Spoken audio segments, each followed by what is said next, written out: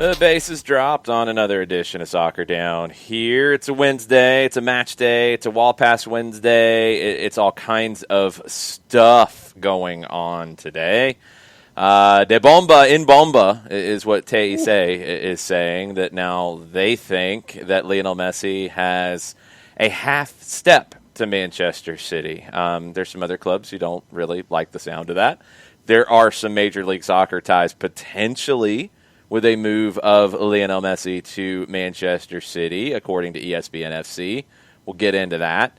We'll get into another move, which is not breaking news because it has not been done yet, but it does get a little something, I think. I think it's fair to give it this.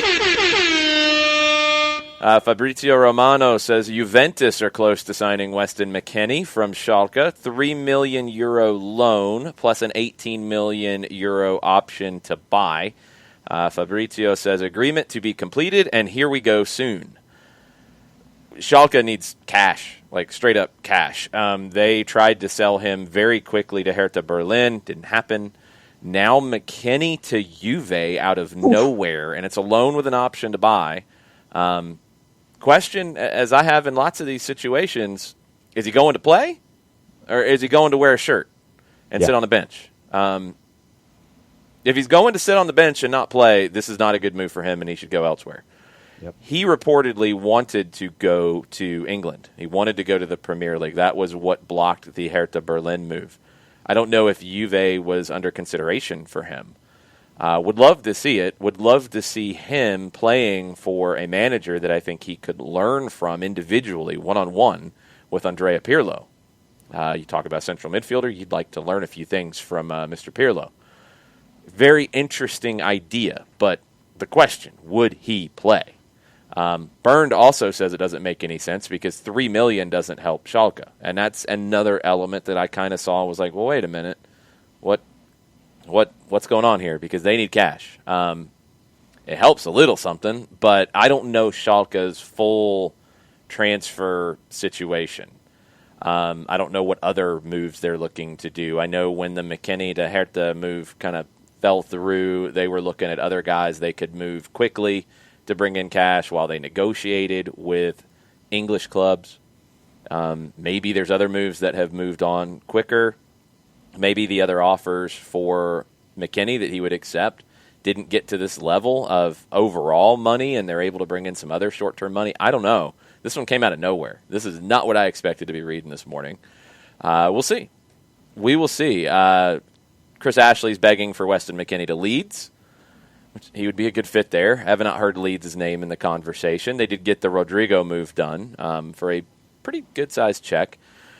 Silly season's going to be silly, and silly season's going to continue to get silly. This was completely and utterly unexpected. I think the other moves we've been seeing and hearing about have been somewhat expected.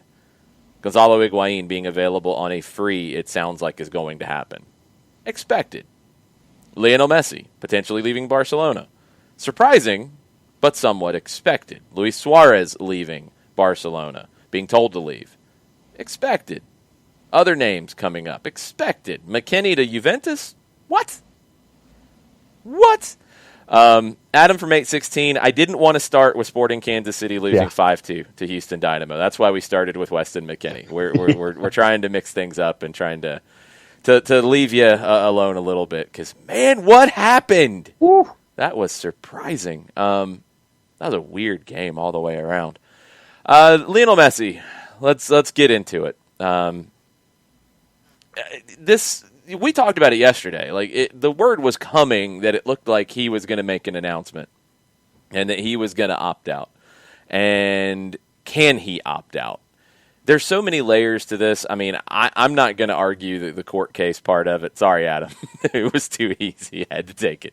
I'm not going to argue the court part of it because, look, I don't know. Reportedly, there was a clause, and this has been talked about in years past, that Messi could opt out of a contract. He pretty much signs one-year deals anyway, but he could opt out early and be a free agent.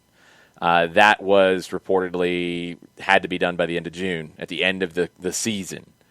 Well, the season didn't end in June. So Messi is saying, I have the ability to opt out at the end of the season. That's what I am doing. Barcelona reportedly, and it depends on who you talk to, and that's what's so crazy about this. Some people are saying that Barcelona is going to take this to court. Some are saying that they want to try to keep him. Some are saying that the good riddance, bye. Well, whatever. We just want money. Who knows? And that's what's so fascinating about this with Lionel Messi. And this shows you the dysfunction of Barcelona, because you can't get a consistent message out of the club. They introduced another player this morning like, everything's cool. Yeah, it's all good. Poor guy. I mean, he's there being introduced, and nobody wants to talk about him. They want to talk about Messi. Bartomeu didn't even show up because he's not going to get there and get those questions asked. He could have resigned. He could have said, I'm not resigning. He could have to stay on, because if he leaves and Barcelona posts bad financial numbers, which they're probably going to, that could put all the board members on the hook for the money that was lost, because this is not a traditional club. This is a membership organization. So they're saying Bartomeu can't leave. He has to try to fix this before he leaves. The board members won't let him leave. There's so many layers to the soap opera, it's not even funny. All of that has nothing to do with where Messi plays next year, which could be Manchester.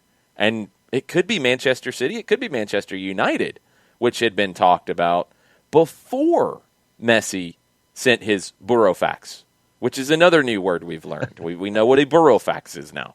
It's not a traditional fax. Like, the fax machine didn't go off in the Barcelona office, because I doubt they have one anymore. If they do, it's covered up by a bunch of old jerseys and pennants and who knows what. And it didn't just start ringing, because I don't know if Messi has the number. A burofax is basically like a certified letter kind of deal. It's what's done with legal documents in Spain. So we learned about that yesterday. He could go to Manchester City. Pep Guardiola, obviously. He could go to Manchester United. Adidas. Manchester United has shown an affinity for spending a lot of money. There were people talking about how Manchester United was gathering all of the money together to make a move for Messi before he made this announcement. Who knows? Juventus has been brought up. Messi and Ronaldo for the first time ever. Oh my gosh. Inter has been brought up many times, and I don't know how. PSG has been brought up because they like to spend money, even though now they're kind of downplaying a little bit of that. Major League Soccer has been brought up because they would like to spend money on Lionel Messi, but I don't think that's going to happen right now. So many elements of this soap opera that it is not going to stop.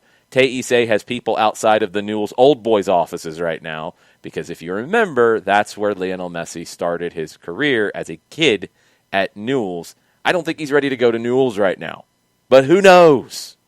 Anything and everything is madness at the moment in the world of soccer, including Weston McKennie, including Lionel Messi, including Luis Suarez, including Gonzalo Higuain, including Sporting Kansas City giving up 5 goals to the Houston Dynamo. It's all crazy. I take the blame, Adam, for the 5-2 result last night, because as we talk amongst ourselves in our messaging while we're watching a bunch of games simultaneously, and it was 3-1, then it was 3-2. I was watching other games, and then I switched over when it was 3-2, and then it became 5-2. So I take full blame for that 5-2 final result. No offense, I don't think you have that power. I'm going to give Tab Ramos the credit for that one, not you switching to a game. Houston finally kind of clicked under Tab, and you got 2 goals from Darwin Quintero. You got a goal and an assist from Ellis in 45 minutes. Kansas City's still one of the top teams in the West. It's a stinker of a performance. We'll talk about the rest of MLS as we go. Second hour, we'll get heavy into Atlanta and Miami. Mike Conti will join us at 10 o'clock. We have a pre-recorded interview with Doug Robertson that we will play after Mike is with us. Doug is speaking to a future generation of journalists this morning, and we are in full support of Doug doing that. So we caught up with him just before the show. So before we go MLS, let's try to do this from a very rough perspective. We will take the last 20 minutes of this first hour and talk MLS and the results from last night, and we'll look ahead to the games tonight, except for Atlanta-Miami. Well, that'll be second hour. Let's talk about all this madness around the world right now, and we'll come back to McKinney with what we know there. The article that maybe you haven't seen yet on ESPN FC, Man City's Messi contract could include New York City FC clause, according to sources. 3 years in the Premier League is what that would be. It'd be a 3-year deal at City, and then it would see a move to NYC. Messi would become an ambassador for the City Football Group. That would mean he would be coming here at 36, 37. Yep. I don't see him coming here no matter what until 2023. I've said it many times. I do think, even though it's a long shot, he's going to put everything into winning the World Cup in 22 for Argentina. That's his last big career goal. He's not going to come to MLS before that. Could he be here in time for the 2023 season? Wouldn't blow my mind. It wouldn't surprise me. That's still putting him up there in age, but I don't think he's coming here right now. It's been fun to see the conversations. FC Dallas with a funny tweet. Vancouver Whitecaps with a funny tweet. Enjoy that. That's fun. It's not happening right now. But if he goes to NYC, or if he goes to Manchester City and then has a clause to come to NYC, that's a very interesting way for City Football Group to do a lot of business. And this is one thing that's been floated. And I don't know exactly how all this would work from a MLS roster perspective, from a financial fair play perspective, because Manchester City's had some issues with financial fair play. There's no way around that. How are you going to sign Lionel Messi? I don't know how it happens. Now, there's reports that UEFA could basically be suspending financial fair play for the upcoming season. Okay. That would be one way you could do it. There's also been speculation that you would have to do a very sneaky, tricky, weird kind of deal to get him on the books of an overseas club and then have him loaned to a Manchester City. But the problem that would create for a New York City is if, let's say that's what you got to do. Let's say that's how we're going to flout the financial fair play rules. You're going to sign to New York City, and he's going to be loaned to Manchester City. He would count as a designated player for New York City. That's a giant duh. But the only way he doesn't count on the roster, even if he's not playing here as a designated player, is if Manchester City picks up the whole salary. That would eliminate the whole financial fair play dodging thing. So it doesn't make sense. But if you have this clause that, okay, we can't do that now. We want him to come to MLS. City Football Group obviously has an interest in growing MLS. They'd like to open a new stadium potentially with Lionel Messi in a New York City shirt. Maybe this ties everything together. There's been conflicting reports on if Messi talked to Guardiola before he sent the burofax. There's been reports that he had not talked to anybody. Guillem Balage has been pretty clear in saying that from what he has been told, and he's pretty close to Barcelona and Messi, there was no conversation with Manchester City. Teise yesterday, different people on the network said that there had been conversation. So that part's still up in the air. The reporting this morning out of Argentina is that Messi is halfway to Manchester City. And the reporting from ESPN is that that halfway move, if it becomes full way, would include a move to New York City at the end of a 3-year Premier League contract. All kinds of chaos. What if, and this is just me thinking out loud here for a second, and this also involves financial fair play, but what if you signed him to another team inside of City Football Group, like in the A-League or the team that they're looking at, I think in the French, obviously the French Theater, it's a lower division club, but if you did something A-League and then had him as a property like they did with Lampard. Yeah, like I said, I don't know. They didn't do Lampard was not about financial fair play, and he was signed to Manchester City. Let's not confuse that and try to mislead here. It could get you around financial fair play. I don't know. That's the least of the concerns here, to be honest, because you think UEFA is going to say, no, we don't want to allow Lionel Messi to play where he wants to in our confederation and play in Champions League. We don't want that. They'll break their own rules for that. They're not going to stand in the way of this. It's not going to happen. It's not going to happen. He'll play wherever he wants to play.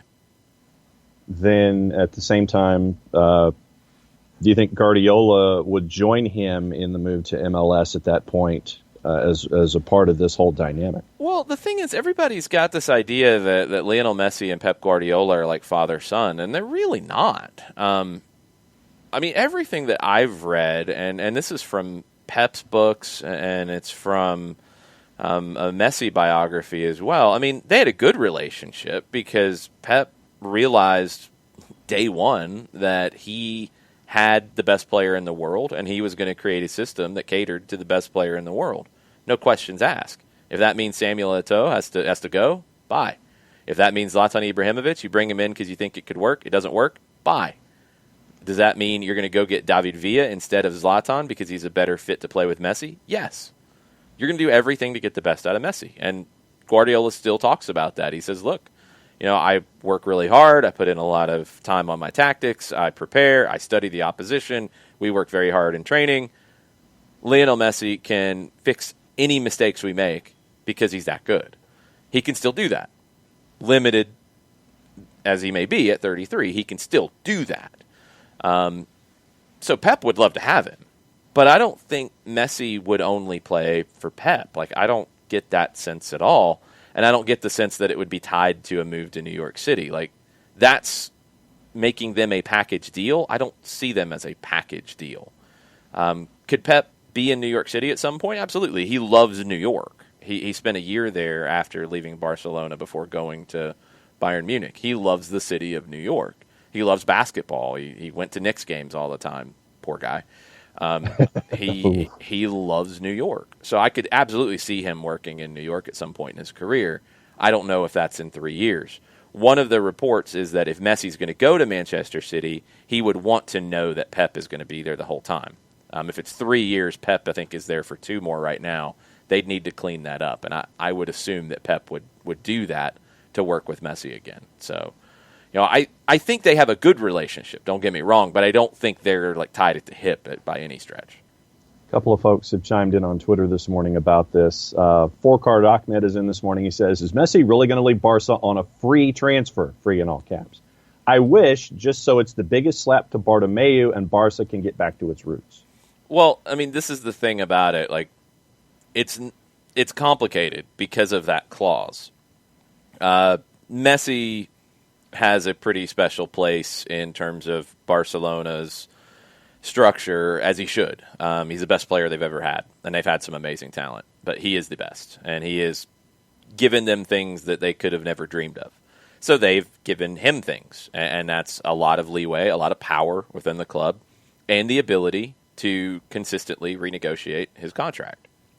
Well, at 33, you're at the point to where getting a raise every year is probably not realistic. And Barcelona can't afford it anyway.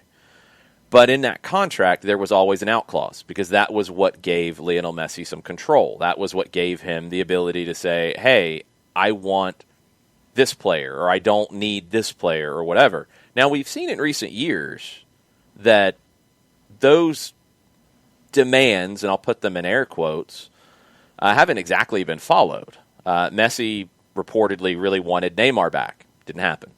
Messi reportedly didn't really care about bringing Griezmann in. It happened. He wanted to stick with Valverde. Didn't happen.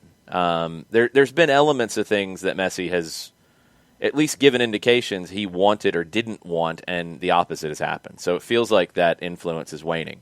Reportedly, and this is from reports, this has not been confirmed yet, Ronald Koeman said, your privileges are over. And that was where Messi's like, oh, bye. I don't know if that's true or not. You have to go back and remember that there was a social media influencer group that Barcelona contracted with that part of the issue with them when this reporting came out was that they were trying to influence people against key Barcelona figures from the present and the past.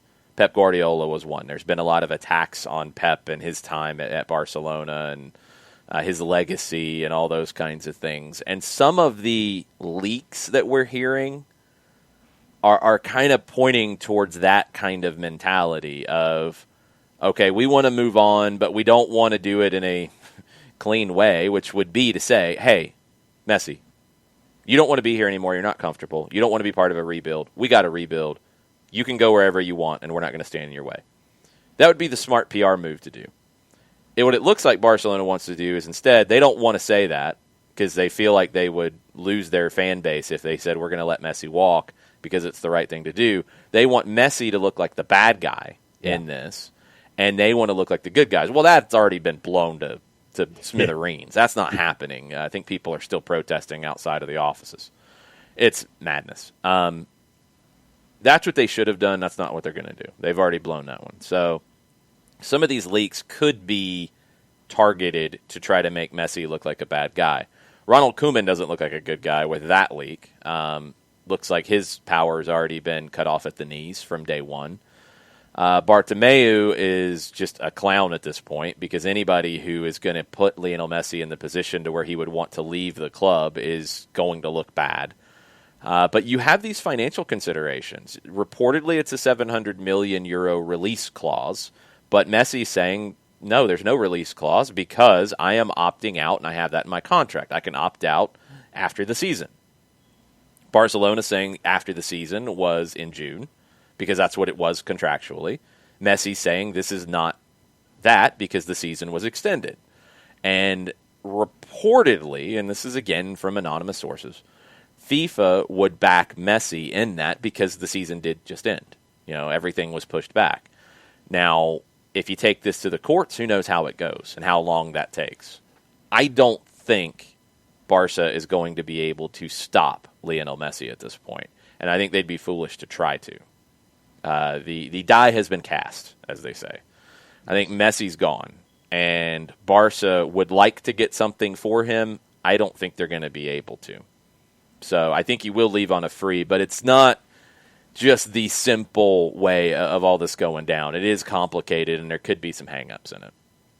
Nathan Pugh is in this morning, our resident Liverpudlian supporter. Here's to hoping that those plucky underdogs Man City are able to entice Messi. That they prove that through hard work, coaching players to be better, and a frugal attitude can yield success, asterisk, except in Europe, of course, hashtag Messi to ATL. See, Nathan, I've got to really push back on that. Yes, Manchester City spends a ton of money, and that's true. But so does Liverpool. Mm-hmm. If Liverpool had the opportunity to go get Lionel Messi and they thought he would fit their system, which he doesn't, they would absolutely do it. And they could. The plucky upstart thing about City or Liverpool both have to stop because they're the same thing. They're the exact same thing. I think Liverpool has done it differently, but they spend a lot of money too. There's no plucky upstarts at the top of the Premier League. There's none. Manchester United can spend a lot of money. Liverpool can spend a lot of money. Manchester City can spend a lot of money. Chelsea's spending a lot of money. Those four can outspend everybody else in the league. There's just no way around it. Arsenal can't compete with that. Reportedly, Tottenham would like to kind of try to compete with that, but I don't know if they really can. They haven't in the past. Nobody else can. So let's stop the plucky upstart thing about pointing fingers because any of them pointing fingers at any of the other ones is just ridiculous. Manchester City needs to win a Champions League, obviously, because that is the goal of this project. That was the whole point. First, the point was to establish dominance in England, and they did that with 2 amazing years, and it's not like this year was that bad. I think if you read some of the takes, people would lead you to think that Manchester City finished with 50 points and in the middle of the table. They had 80-plus points. Liverpool had an incredible back-to-back year. One year they didn't win it because City was better. This year, Liverpool was amazing. Manchester City's been amazing over 3 years now with points. Those two clubs are doing things that we haven't seen in the Premier League ever. Manchester United would like to join that party. I think they're probably still at least a year away.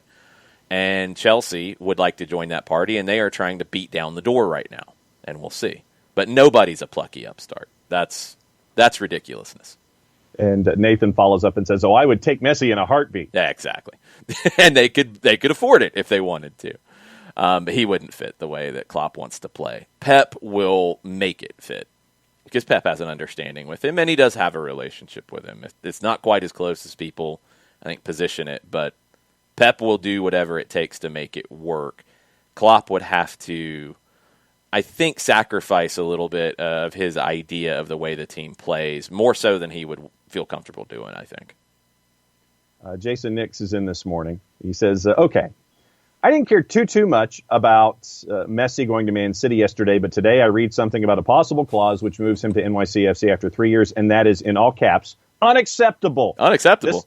This aggression will not stand, man. Bullshit, I say. Bullshit. Watch it, John. You're saying things. I said, no, boo sheet. I'm reading what Jason Nix wrote. Boo sheet. Yeah, that's it. I'm reading what he wrote. Can we please have a naughty option somewhere in the channel? Oh, that'd be great. No, if you can get Messi into Major League Soccer, you do it. I don't care. Obviously, I'd love for him to play in Atlanta. I'd love to see Lionel Messi play for a team in the city. That'd be amazing. Is it possible? I mean, yeah, the anything money's is there. possible. No, John, anything is not possible. He's not playing for the Colorado Rapids. No, but specifically, I was talking about Atlanta United. And no, if you wanted to give him a Home Depot franchisee, if you wanted to.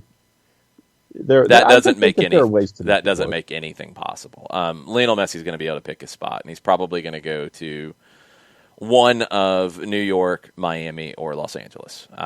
That's what I would think. But none of the others have the relationships with another club he could go to first and play at the highest level and be ready for a World Cup in 22 and all those things. So if he comes into the league, it's good for the league.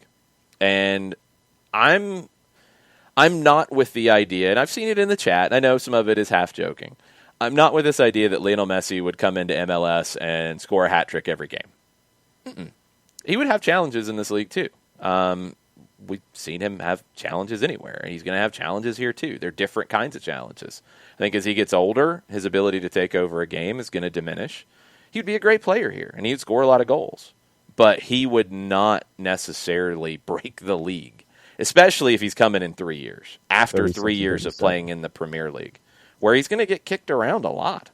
If he goes to England, he's going to get punted off the field half the time. I mean, if they're borderline assaulting Jack Grealish, you think they're going to completely and utterly assault Lionel Messi? Yes. And probably be celebrated by the English media because, that's the proper way to play the game. Nonsense.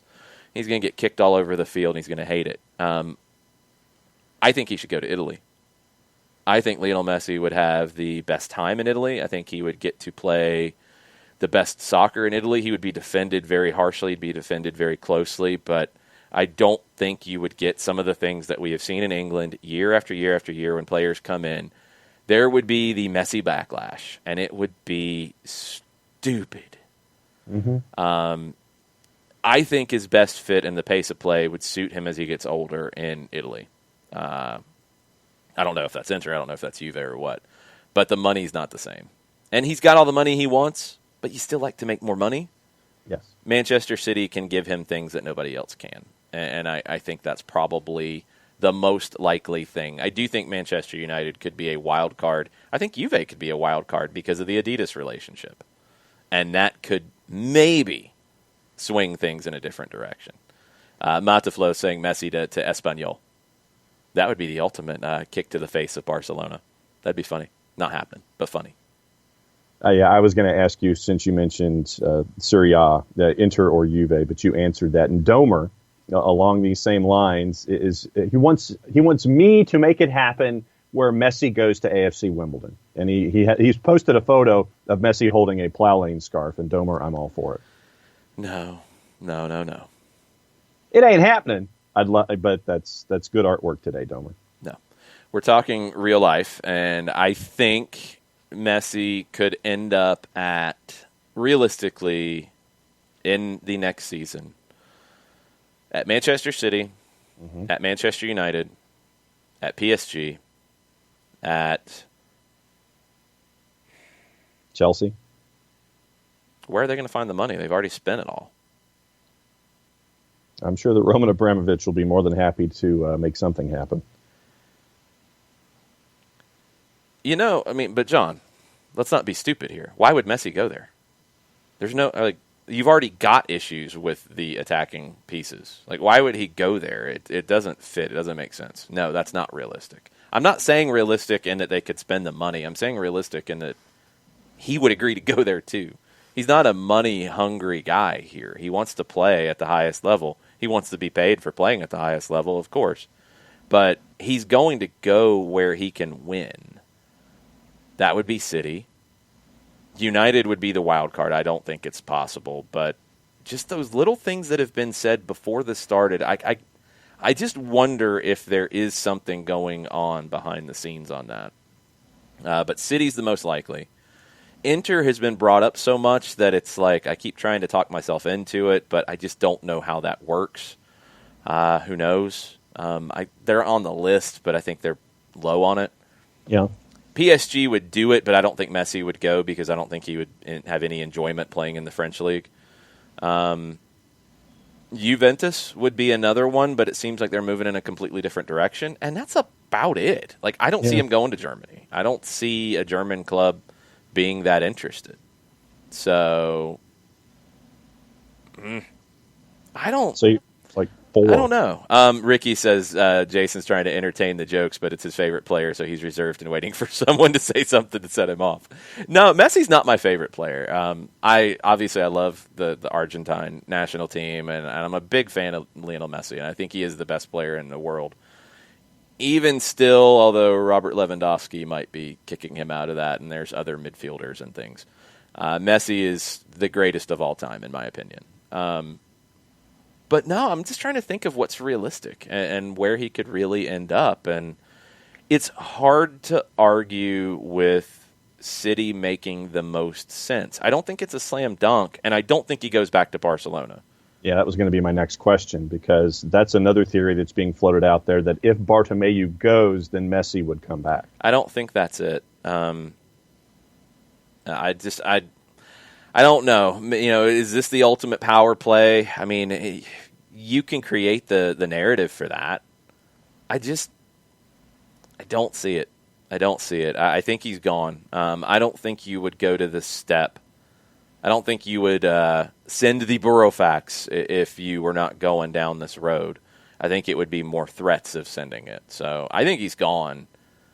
And I just can't argue that there's another place that would make more sense than Manchester City. Yeah. It just seems to check all the boxes. And the NYC element to it is a very interesting addition.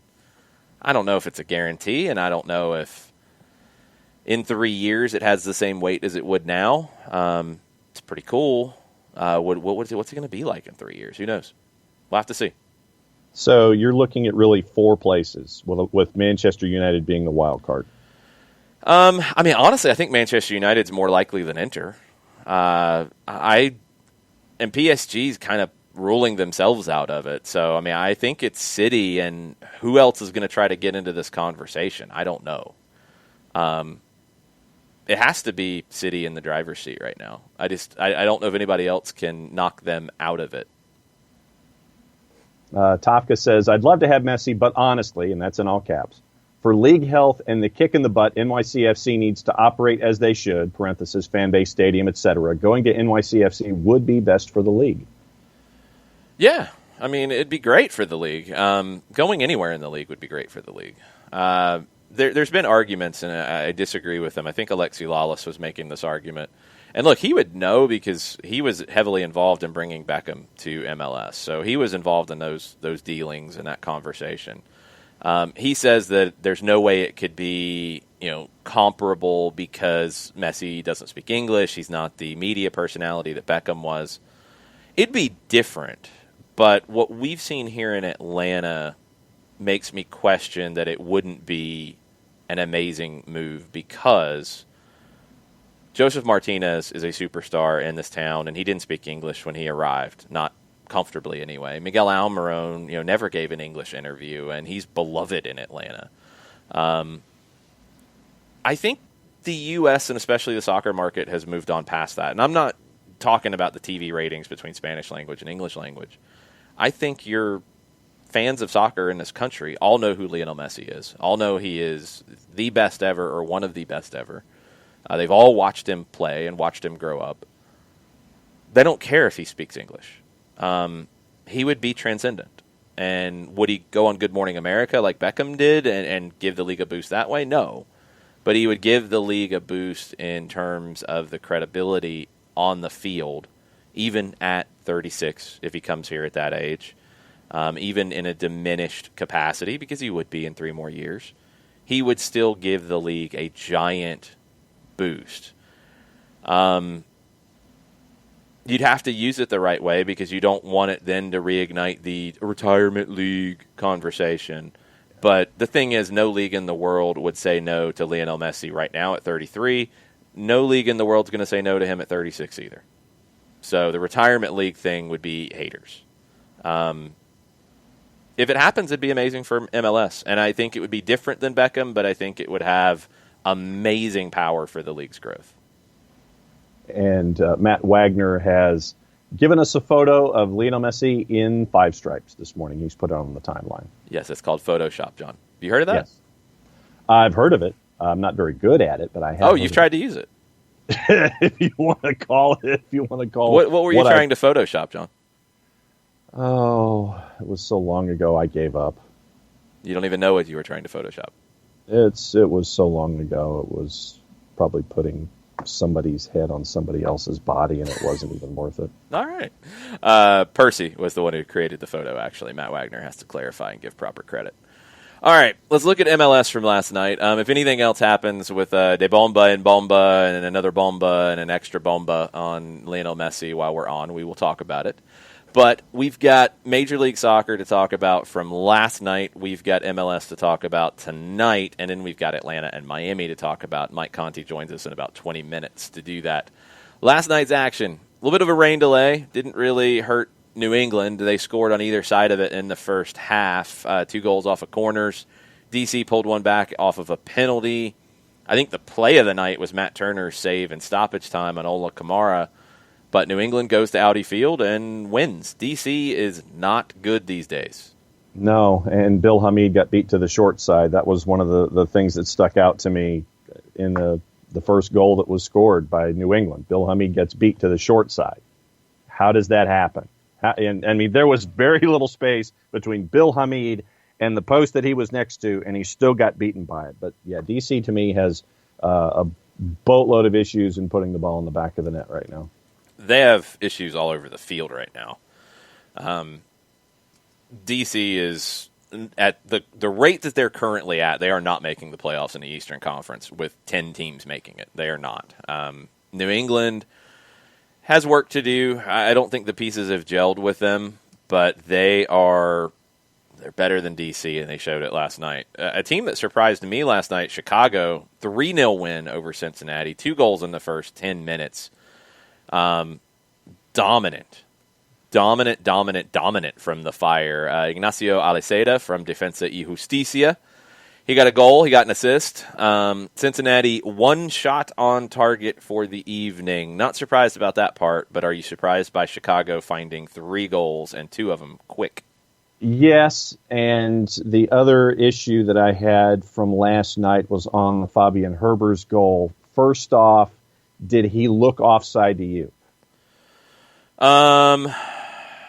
It's close, but that's the thing with MLS. You're looking at angles. You're not looking at lines. So if it's not definitive, you go with what the AR thought.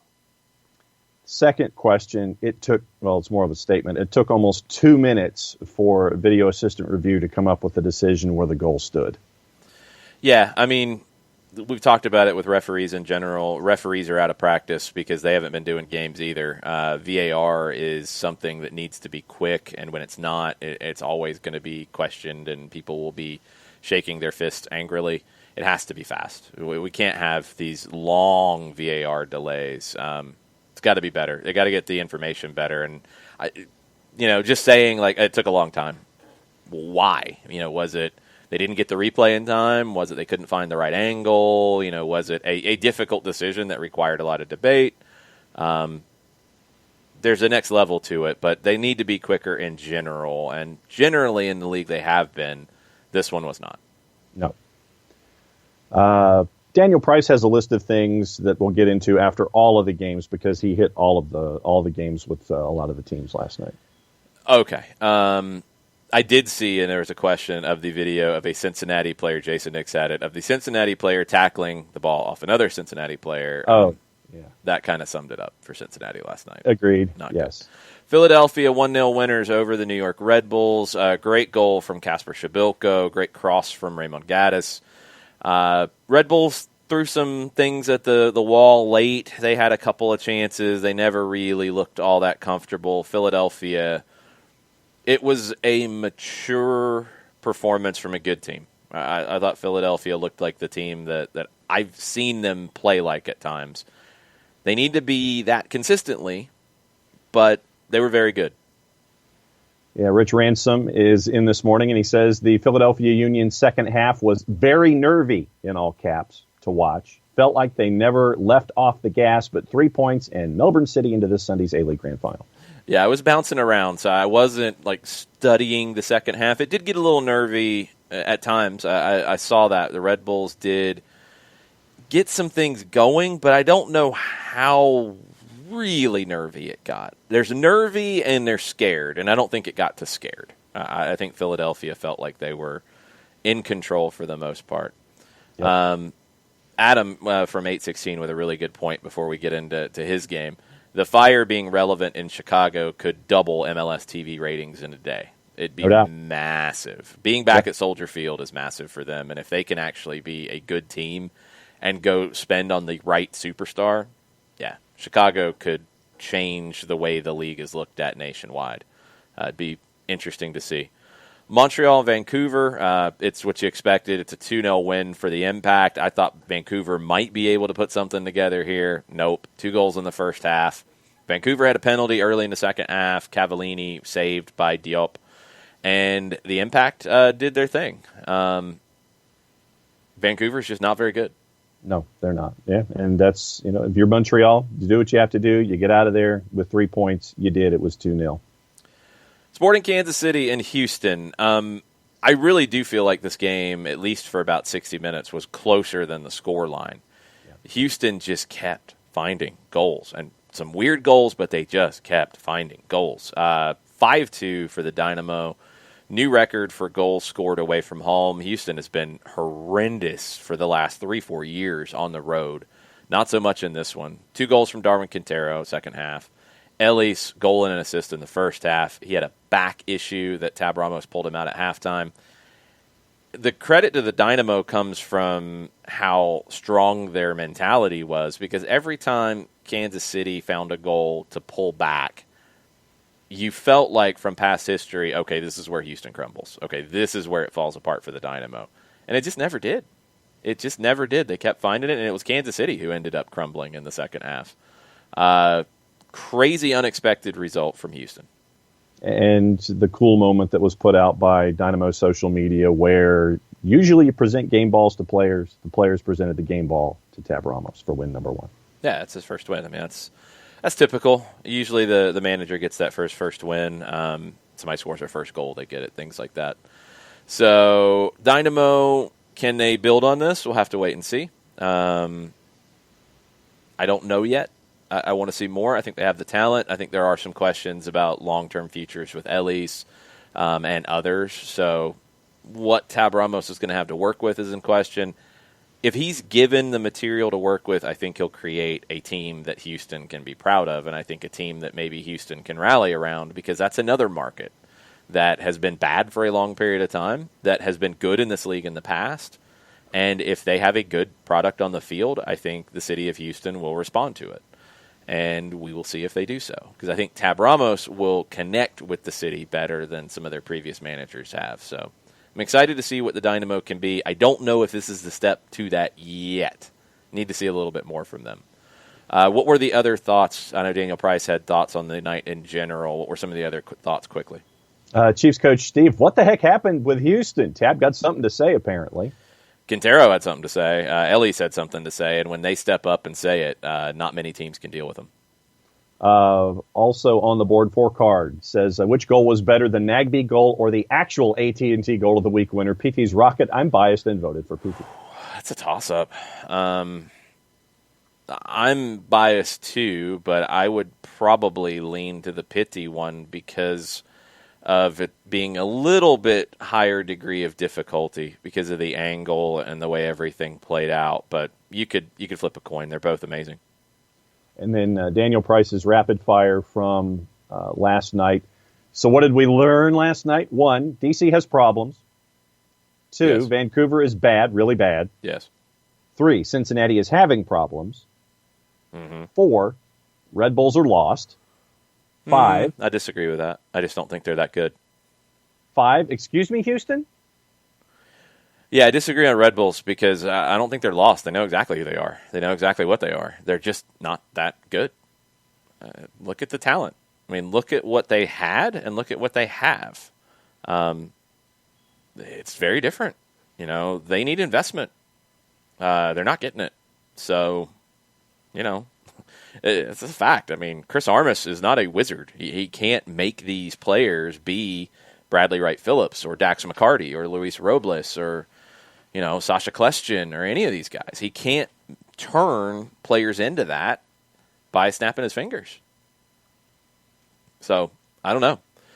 I don't know what to tell you. They're just not that good. They know what they are. They're not lost. They know exactly who they are. But when you don't have the material to work with, you're going to be limited. Speaking of that, there are some rumors from around the league I wanted to touch on. First, not a rumor, Carlos Vela, according to Bob Bradley, grade 2 MCL sprain. He's out week to week. It could be a long time. It could be, weeks. It's really hard to tell. Medial collateral ligament. He sprained it in the match against the Galaxy. So week to week, when that kind of descriptor is given, it's usually over a month that he's going to be out. So we'll have to see how that goes. Reports on players coming and going. Tuesday morning, there were reports on TIC and in Argentina about Independiente trying to get Pedro Galese, the goalkeeper in Orlando, who just joined. MLS is saying that's not going to happen. Reports from Orlando are that they haven't even been contacted. Independiente selling everybody right now, and they're not paying their players according to reports. I don't know where they're going to come up with the money to get Galese from Orlando. So that one felt nuts to me. But it was reported on by MLSsoccer.com, so there you go. Speaking of Independiente, Sporting Kansas City are reportedly interested in Juan Sanchez Mino, 30-year-old left back. Good player. He's one that when Barco Watch was going on with Independiente during the Copa Sudamericana, he was a player who stood out to me that I liked and I thought could come to MLS and do well. It's a couple years later. Kansas City has a left back in Felipe Martins, and Adam from 816, let me know what you think on that. I think Sanchez Mino would be a really good fit in this league, but I don't know if Kansas City really desperately needs a left back. Independiente desperately needs money, and if there's money involved, they would probably take it. Inter Miami is being linked to everybody, Higuain, Suarez, Messi, whoever. They have been linked by Bild in Germany to Holger Badstuber, former German international defender, currently on contract at Stuttgart, 56 appearances over the past 4 seasons, but he was recently dropped to the second team. That link's coming out of the German media that he could be going to Miami. He does not seem to fit what Miami is building, but they do need defensive help, I guess, kind of. That one was bizarre to me. That's maybe the most bizarre link for Miami in recent days. Yep, another couple from Daniel. New England looks good after last night. And speaking of Miami, he says, Black Helicopter swoop in, Messi to Miami for a half a stake in the club. Confirmed, realistically, I think he goes to City under Pep. Yeah, City seems like the most obvious one. Domer on Houston, he says, glad they hired Ramos. As a native Houstonian, have always been disappointed the lack of communication between the Dynamo front office and their fan base. Hoping that the addition of Ramos and better communication from the front office makes things better in Houston because the soccer scene there is huge. And we've seen it even with the Dynamo. Like when they first got there and you had championship teams, it was a really cool watch for games in Houston. And maybe some of it was Robertson Stadium on the campus of the University of Houston. I love their stadium, by the way. It was a great place to walk into, and the look and feel of it was great. The game stunk when we were there in 2018, but the stadium itself, I think, is a great fit. They've just had a lot of bad teams in a row, and that communication breakdown. They've got to build the community back up. And I think Tab is somebody who gets that, and he'll develop talent, bring it through, and players that Houstonians can feel connected to personally, Tab will play them. So once he can get the academy churning out talent, he'll play it. And that will, I think, help this process. And now, I mean, their biggest issue at the moment is, what do you do with some of their players that are ready to go? You need to sell them. You need to get as much money as you can for them, and then you need to reload. And even though you'd like to have a year this year where you get into the playoffs and you chase it, if the right numbers come in for Elise and others, I think you got to take it now, and you got to take that hit. There's just no way around it. Jason Nick said they were commenting on the Red Bulls match last night, and this was, I'm assuming Jason was watching on ESPN Plus, and it was the Philadelphia announce crew. But they were commenting on it about Red Bull's increased reliance on the academy players as a positive, which it is. He said, but it also speaks to them not spending money on top-level players lately. I like that they're playing young players, but I think they're not getting the mix right. You know, you can't just throw young players out there and say we're committed to playing young players. Dallas has found this out. You've got to find the right blend because you want to put your young players in a position to succeed. You know, if you're going to play, say you've got a top center back and you want to play him, you don't want to put him out there up against, you know, or next to a guy out of college or, you know, just a decent young player. You'd like to have him paired up with a veteran so he can learn from him and be kind of shepherded a little bit in the match and get some help. You want to put players in the right spots. If you just throw young guys in, it doesn't work. And if you don't have guys ready in certain positions, it doesn't work. You've got to then make the decision. Like, every academy hits a glut in some positions and has a drought in others. If you don't have a six coming through and your system is based on pressure and you need a top player in that position, if you don't have it, you better go sign one. Mm-hmm. And they never replaced Tyler Adams. All the other people that are gone were difficult. Not replacing Tyler Adams, Christian Caceres has not turned into that player yet. That's the biggest breakdown for me. That's the biggest one. You can do both, but you got to do it the right way. You've just got to do it the right way to give your team a chance to win. Captain Ragamuffin, Miami still needs number 9, yeah? They do. Yeah. They might have one, at least in the short term, in Julian Carranza. It's not the one that they wanted. They didn't put the number 9 shirt on him for a reason. They have guys that they would like to go get. Doesn't look like that's going to be Cavani. Could it be Luis Suarez? Yeah, I think it could be. Could it be Higuain? If I get to pick, I'd take Suarez. But I'm not against it. Balotelli hasn't been linked to Miami. He's been linked to the LA Galaxy. But could it be Balotelli? Yep. You might want to notify the venues on South Beach that you'd like to be notified if he came into the venue. But, you know, just saying, you might want to do that for Luis Suarez too, but I don't think he's done as much of that, at least in recent years. Yeah. They do need one, and I think they'll go get one because they need a superstar. More than anything, they need a superstar. And what's the quickest route to being a superstar in the sport? Scoring a bunch of goals. So they need that. They'd like to have somebody that you could find a place for Carranza to play because you invested in him too.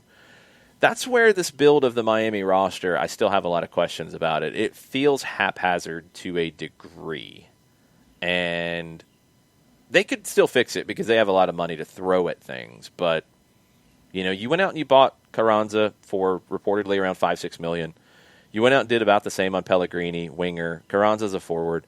But you left that number 9 shirt open. You've been linked to anybody and everybody.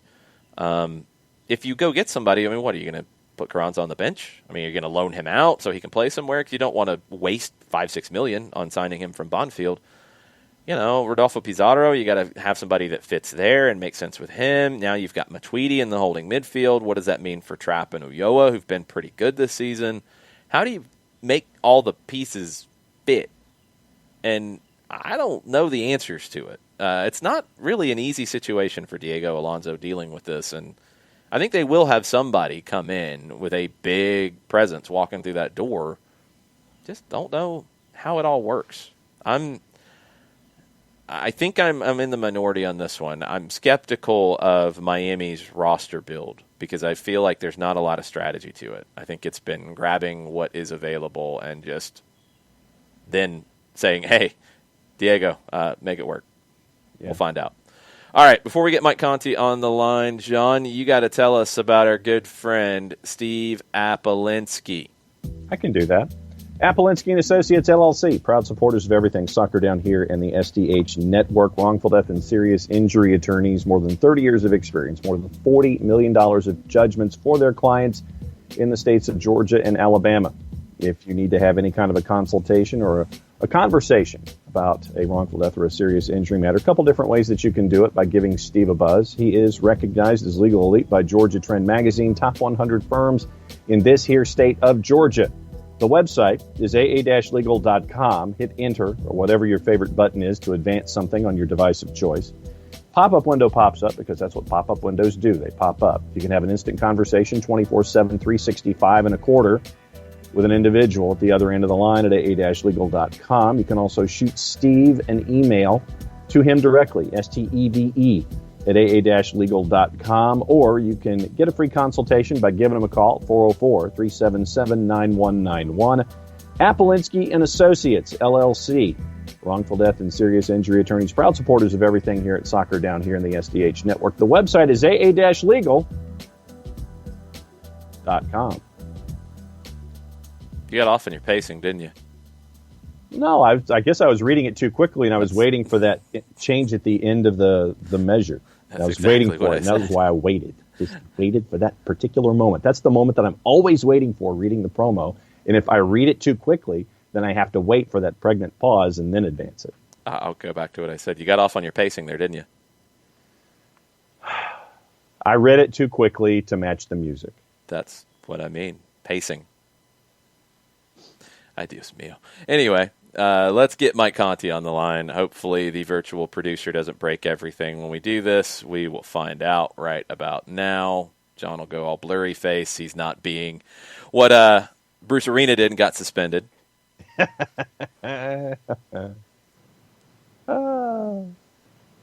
old Bruce. As much as my metaphors might be as colorful sometimes, not in this particular case. Yeah, not so much. Mike Conti has not been suspended. No, I hope not. No, he's still young. That's true. Yeah, we're not done. We got a lot of talking about soccer to do. We might get a retroactive suspension from the MLS disciplinary committee. Yeah, I just like it, I want to know how that happens. Like you had 4 different officials there look at it, and then you had a VAR who. You know, we know from his career he has absolutely no hesitation at throwing reds in the first half. So I don't understand how you can have 4 on-field officials and a VAR all, you know, in communication with each other determine it's not even a yellow card. And then you have this unanimous sentiment from the disciplinary committee that it's a clear red. And then on top of it, Paggi gets nothing. I don't get that. You know, Franco's got to learn from this. I mean, his engine runs way too hot. You can pretty much assume that he's going to be suspended for a match or 2 every year. So, like, I'm not absolving Franco. I do think, you know, looking back on it a second time, I do think it was a yellow card foul. I do think it was reckless, but I just don't know how you go from common foul to red unanimously. When everyone who was at the game and had a look at it Saturday in real time concluded that it was a common foul. It was weird because there was no talk about it afterwards. Nope. You know, like it wasn't something that Nashville complained about. There was one tweet that I've seen saying that it should have been a red at the time. That's it. So I had to be reminded of when it happened. You know, it was one of those. Yeah, yeah, me too. I mean, when we found out about it Monday night, I actually thought this was stemming from the incident in the second half where George Bello was thrown to the ground. But that was Anibal Godoy, wasn't it? Yeah, that was Godoy. When Bello was thrown to, but remember, there was kind of sort of a little bit of a start of a mass confrontation. They didn't really go that far. And, there was some flailing of arms in the Atlanta technical area, and I couldn't remember if Franco was in on that or not. My assumption was that this suspension may have actually stemmed from that. But now we've learned that's not the case. So I don't know. I got nothing. It puts Atlanta United in a really tough spot tonight, a very tough spot. I think, some of these predictions I've seen for easy Atlanta United wins tonight, I think are extremely far-fetched. I think now you're in a position where if you can get out of this with a draw tonight, you'll be pretty happy.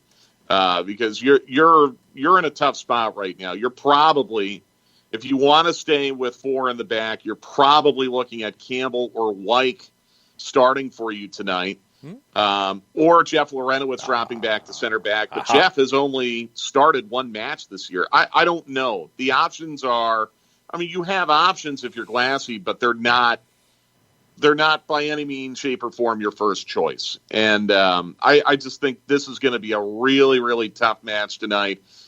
Losing Meza really hurts you as well, but without Escobar, I just don't know. I don't know what your options are right back. I don't know if you push the John Gallagher option. Brooks Lennon could play it, but Lennon has played a ton this year. I don't know. It makes for a very, very tricky situation down there in Miami tonight. And I think the probability of Atlanta United coming out of it with 3 points is reduced because Franco Escobar cannot play tonight. Yeah, Mike, you mentioned not having Fernando Meza, and last night we talked about it on the run-up, and you could have, and this is all things being equal, not knowing who's 100%, who can give you 90 minutes, all this kind of stuff. It could be as many as 8 different guys that could be a part of that back line, however many guys you have back there, if it's a back 3 or a back 4, whatever. It could be as many as 8 guys as a part of this discussion. Well, so I did not hear the run-up last night. So, my guess would be if you stay in a back line of 4, if you keep that, you're probably looking at, and correct me if I'm wrong, you're looking at Bella left, probably Walks left center, Miles right center, you flip the 2. And then on the right, Lennon or Gallagher. That's if you go with 4. Lorenowitz could be in that mix too. So how many players did I just count there? 6? Who am I missing? You're missing some too. I could throw more. I think left. Well, Campbell and Wyke. Campbell and Wyke, obviously. That gets you to 8. Here's your depth chart if you're going to stay 4 in the back for me. Left back, Bello, Castillo. I don't include Mulroney as a back in a line of 4. He can be a wing back in a line of 5 with 3 center backs, but as a line of 4, I don't think he's an outside back. So Bello, Castillo on the left. On the right side, Walks you could factor in there too. I think Walks could play it. We haven't seen it, but he could do it if he had to. He's going to be needed somewhere else. Right side, you've got Lennon, you've got Walks, you've got Gallagher as 3 options there. Center back, you've got Miles, you've got Walks, you've got Lorenowitz, you've got Campbell, you've got Wyke. Wyke could play on the right side as well. He did last season for Atlanta United too. So that gives you 4 deep at right back, 2 deep at left. In the middle with Robinson, with Walks, with Lorenowitz, with Campbell, with Wyke. That's 5 deep there. I'm trying to think if there's any other wild card to it. That's Could it. Mulroney maybe be in that mix? Maybe on the right? No, not as an outside back in a line of 4. He's He's played as a winger and a wing back, but not so as an you'd have to be a outside wing back in a line of 5, basically. Right. And if you wanted to go that way, we mentioned 5 possible center backs. You could play 3 of them. And then if you want to go wing backs, you've got Bello, you've got Castillo, you've got Mulraney on the left side. On the right side, you've got Lennon, you've got Gallagher, you've got Mulraney. I think in that case, as a wing back, you'd likely see Walks as one of the center backs instead. He would play outside back in a 4. I don't think he'd be a wing back in a line of 5. Yeah, I think I'm a little more worried about the center backs and the outside backs against Pizarro and Carranza. And this is where, if you had to give me the choice, you have to take Escobar or Meza. One of them has to be out. I'd say, well, we need Meza playing tonight. That I would, if given the choice, I would prefer to have Meza over Escobar. Obviously, it's a moot point. We don't have the choice, but I'm not thrilled with. I don't want to call it makeshift at center back because it's not. I mean, you've got guys who have played center back, but it's not your first choice. Your first choice, obviously, is Miles and Meza. That is a very, very big ask for someone of the experience level of Lawrence Weick. It could be a big ask of someone of the experience level of Jeff Larentowicz in another way, Jeff being extremely veteran, to go out there and play 90 minutes, and I'm sure what will be very hot and humid conditions tonight, where you're dealing with, a Miami attack that's pretty good. They do score goals. They've got a lot of quality in that attack. Pizarro obviously being one of them. Carranzo had 2 goals the other night against Orlando, and you can go from there. It's not just those 2. That's where I think this really hurts you. And I think it really hurts you because Meza's probably going to be out for the rest of this phase of the schedule.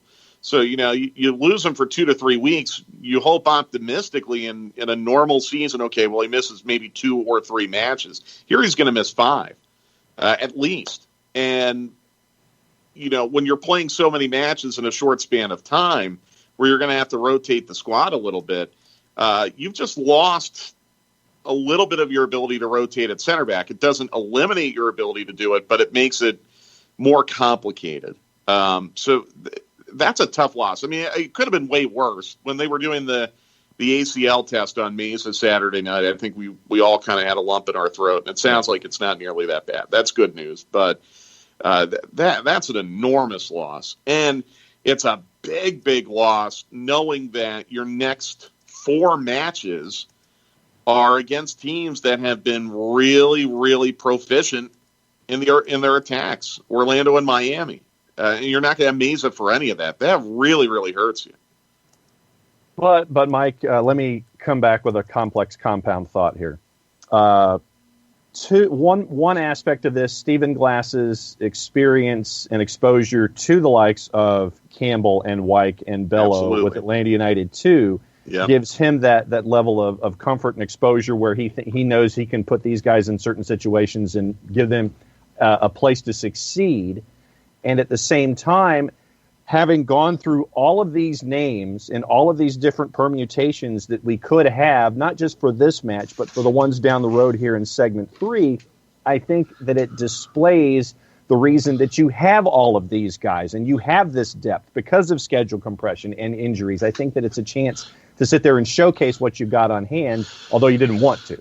Yeah, that's definitely a glass half full way of looking at it. You're totally right. I mean, Glassy does have a ton of familiarity with Lawrence Weick and George Campbell, and to a lesser extent, George Bello, because of their time with the twos. And Weick did pretty well, to be totally honest with you. I thought Weick did pretty well when he was thrown in a very, very unexpected and complicated situation in Nashville, and then turned around and did, I thought, pretty well against Cincinnati. So it's not like Weick hasn't been thrown into difficult spots before. And you can say the same for George Campbell in the relatively small amount of time that he spent with the first team. The other, difference with Weick now compared to February 29th is Weick's been with the first team for 6 months now. Mm-hmm. So I'm hoping, whatever new level he has to graduate to, he's been able to do that through 6 months of osmosis with the first team. So, I mean, if you go with Lawrence White tonight, I'm not scared about that. I'd rather have Mesa, but I think White would do just fine. I think Campbell would do just fine, but I'd rather have Mesa. I think that's what it comes down to. So I'm with you, John. I mean, that's absolutely a glass half full way of looking at it, and they could very much be up to the challenge. We've seen this happen before. We've seen it happen with Miles Robinson before. When Miles was there, 2 years younger than he is now, when Tata Martino threw him into the fire against LAFC in, what was that, April of 2018. Did great. So you never know. You never know until you know. I just look at Miami, a team that's got Pizarro and Carranza and a lot of guys who can score goals. And I don't want to be down one of your two best center backs going into that game tonight, no matter who's in there to replace them. I think another factor that we have to consider here with the lineup is you're coming off a short rest after the match at home to Nashville, and then you're having a shorter turn to a match on Saturday against Orlando. Yeah. What is the more likely game to get 3 points in, at home or on the road? Generally, I think at home, even though Orlando's better than Miami. True. I think home is your better chance. And if that's the case, you're loading up to go as first choice as you can on Saturday, correct? I think so. If Robinson's a question, you're saving him for Saturday. Like, he's the one that I kind of put this into for sure, because we know he wasn't 90 minutes fit last weekend. So would he be 90 minutes fit now? I mean, it's possible, but if there's any question, I could see him out of the group tonight to have him ready to play 90 on Saturday, which would be more likely. But let me give you an alternative to that. He might not be 90, but is he 60? If he's 60, I'm not playing him tonight. That's the point. Really? That's what I'm saying. No, because you want him 90 on Saturday. Because if he's not, think playing him 60 tonight wouldn't get him to 90 on Saturday? No, I don't think it gets him there. I think he's just limited in what he has. I think if you play him 60 and he's not 100% tonight, he's not giving you more on Saturday, not with a shorter rest period. If there's any question, I leave him out because you want him for the rest of this. And that's the hard part about this from a sports science department. This is the hard part for Stephen Glass as well, because you've got these games coming fast and furious, and if you push too hard now on Robinson to play, on Remedi to keep going, on Bello to keep going, on Lennon, who doesn't ever seem to get tired, if you keep rolling them out now, you might lose them not just for a game later, but in Robinson's case, where he wasn't fit enough to start, you could put him at risk for more games later, and you don't want to do that. It's a tough balance. No, it really is. And, to your point, Jason, your next two matches after this are at home.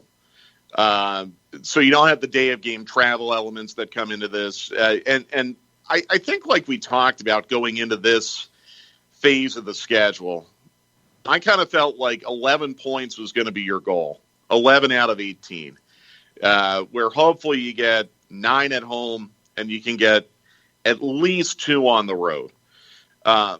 You draw tonight, you're still, I think, on track to get 11 out of 18, which, again, is, I mean, it's not ideal. I mean, it's less than 2 points per match, but it's a pace that's going to put you way, way above the playoff line. So I'm with you. I get where you're going with that. If you don't have Miles and Mesa, wow. I mean, now you're really, really talking about. I don't think you go to 3 in the back if you do that. In fact, no. If anything, I think that might give you even more of a reason to stay with 4. Boy, oh boy. I mean, then you would have, if Miles would be out, then you're probably looking at a back 4 of Bello, Walks, White/Campbell/Lorenowitz, and Lennon or Gallagher. You're not giving Walks consideration at right back. I would actually. Yeah, you could, I get. But then who are your center backs? If you don't have Robinson, and this is all hypothetical. I mean, we're all going to be waiting on this lineup just like you guys. Right. Let's say Robinson. Let me just interject something really quick. Guys, we don't see the lineup before you do. Literally, the first time we saw the lineup on what was it, Saturday? It was Yeah. when we were doing the pre-match show on the Facebook Live. Yeah, so it's trying we not know to freak nothing. out when we see it. We literally know nothing. We're all guessing right now. If Robinson can't go, my gut reaction to that would be Bello at left back, because I think you're going to have opportunities to get forward against Miami that you might not have in the same way against Orlando. Maybe Castillo on Saturday would be okay. So Bello at left back. With no Robinson, I would go Lorenowitz and Campbell together at center back. You get a veteran, you get a young player. Campbell can definitely fight it out with Julian Carranza. Campbell has speed, he has strength, he has size, he's aggressive. You need to kind of temper that at times, and Lorenowitz, I think, can help do that. I'd play Lennon at right back. I think he might be the safest option there, unless you want some fluidity with it. And then you go Walks at right back, and Lennon is your right winger, because what that gives you, if you need it, and we talked about it, I think, early against Nashville, and it didn't ever come to fruition. But if you do that, you can turn it into a line of 5 with no subs if you need to, with Walks tucking inside as a right center back, Lennon drop into a wing back role, you're covered. If you're under pressure and you have to drop, now Miami's not really the team that would do that as much. They're going to sit back and try to trap you at midfield. But if you needed to, Lennon at right winger and Walks at right back gives you that ability to change. Yeah, what was Miami's possession on Saturday? I think it was like 33%. 35. Yeah, 35, 36. And they scored 3 goals? They did something different on Saturday. I think everybody's looked at them as like high press. Not really, not on Saturday. They and Pizarro talked about it in their media availability on Monday. Diego Alonso tweaked it, because if you look at their numbers, they have given up 6 goals after the 60th minute. They gave one up on Saturday. They haven't scored after the 60th minute. They've had problems with energy closing games out. So the tweak was drop the line of confrontation, don't be a high press, put that line at midfield. So if you'll watch them in those highlights against Orlando, they'll drop to midfield, and then they'll bring you in, so you're bringing the ball forward. Atlanta will do this because they're going to build up out of the back. When you get to that line of confrontation, the pressure starts. And they want you to go backwards at that point, and then they'll step up. They don't just go up and chase everything like they were doing early. They've gotten a little smarter about it. So it's been interesting to see that development, and I would assume they try to continue with that tonight. Yeah. I think when you're on the road, you're leaning towards safety with your selections. So now, then again, a Walks right back, Lennon right winger, I don't think is reckless. No, not at all. It's pretty safe. Yeah. I think, Brooks Lennon is who he is. And I think the reason why he's playing 540 minutes this year is because Frank DeBoer and Stephen Glass have seen him as a safe option. Because that's what he is. The thing about Lennon, he's not going to make mistakes. Nope. He's not going to turn it over. He's not going to commit silly fouls. He's going to create a chance here or there, but he's not going to create opposition chances either. Right. He is the safe play. He's going to work extremely hard. And you need that in a game like this, where it's going to be tough. It's going to be tough to go again. You're going to need Lennon's energy. That's a big part of it. He needs to be better in the final third. There's no question about it. His crosses need to be better. He's overhitting them consistently going back to the Orlando tournament. You need more from him in the final third. But on a night like tonight, where it's going to be a battle, it's going to be a slog at times, you're going to need those lung-busting runs to help defensively at times. You're going to need his energy that will lift the team. And the other element that Walks at right back gives you is he's not going to bomb forward as much as Escobar. He'll take his spots, and he can play in the other team's half, but he's not the same kind of player as Escobar. That's going to free Bello to go a little bit more against a player in Figal for Miami that's a converted center back who they've moved to right back with the addition of LGP. You like that opportunity, and Bello was good going forward. So it creates a few things that could give you safety and security if Walk stays home and you have 3 defenders staying home. Frees up Bello to go, and you have that extra security of Lennon, who you know will not stop working for you on both sides of the ball. You have a lot of things in that you like as you're trying to build something for the long term. Right, and on time, just for tonight, you love where you are coming down the left. Yeah. If Bello and Pitti can give you 90, and there's no reason to believe they can't. So I'm coming around to your idea, Jason, a little bit. I hope it doesn't get to the point where you don't have Miles available tonight. Yeah, I mean, honestly, this is something I hadn't even considered until you brought it up, Jason. So, I hope that's not where we're at, but we might be. And if that's where Atlanta United is, then I would not feel as hopeless, 10 minutes later after hearing that information than I did before, I guess. Well, and Jason has, mentioned where Miami's giving up goals in the final 30 minutes. And I think that there were 2 names that popped into my head that Atlanta United could go to on the bench in that final 30 to push those numbers again, guys in Cubo Torres and Jake Mulroney, because with Mulroney, you've got flat-out speed to burn, and with Cubo Torres, you have that experience and the savvy there. So 2 guys that could be a part of this equation as well coming off the bench. Yeah, Cubo Torres is interesting. I don't know if he's 90 minutes ready yet. I don't think we really have a clear indication on that. I think an assumption has been made by a lot of fans that Cubo Torres is going to start tonight. I don't expect that. I really do. He could, but I would be surprised to see him starting tonight. So absolutely, John. I mean, that's a real luxury. Talk about a huge luxury to bring Cubo Torres on at the end to kind of close things out for you. You said the other was Jake Mulroney? Yeah, just to have speed to burn late, because if Miami has been giving up all these goals, to bring in those fresh legs to give you different ideas. Yeah, and I think Gallagher is another one too. And I think we saw, that halftime sub against Columbus down in Orlando. Gallagher came on and with fresh legs was really causing problems and asking questions of Columbus. So if Gallagher is not starting tonight, he would be in that mix as well, I would assume. I think the question you're going to have, if Cubo Torres is not starting tonight, do you try again with Adam John, or do you change your philosophy up top and maybe play with a false 9 as opposed to a true 9? But then who's your false 9? I don't know. You could go to Castro up top, which we saw in the one game. You could, and he didn't play at all on Saturday, so he'd be fresh.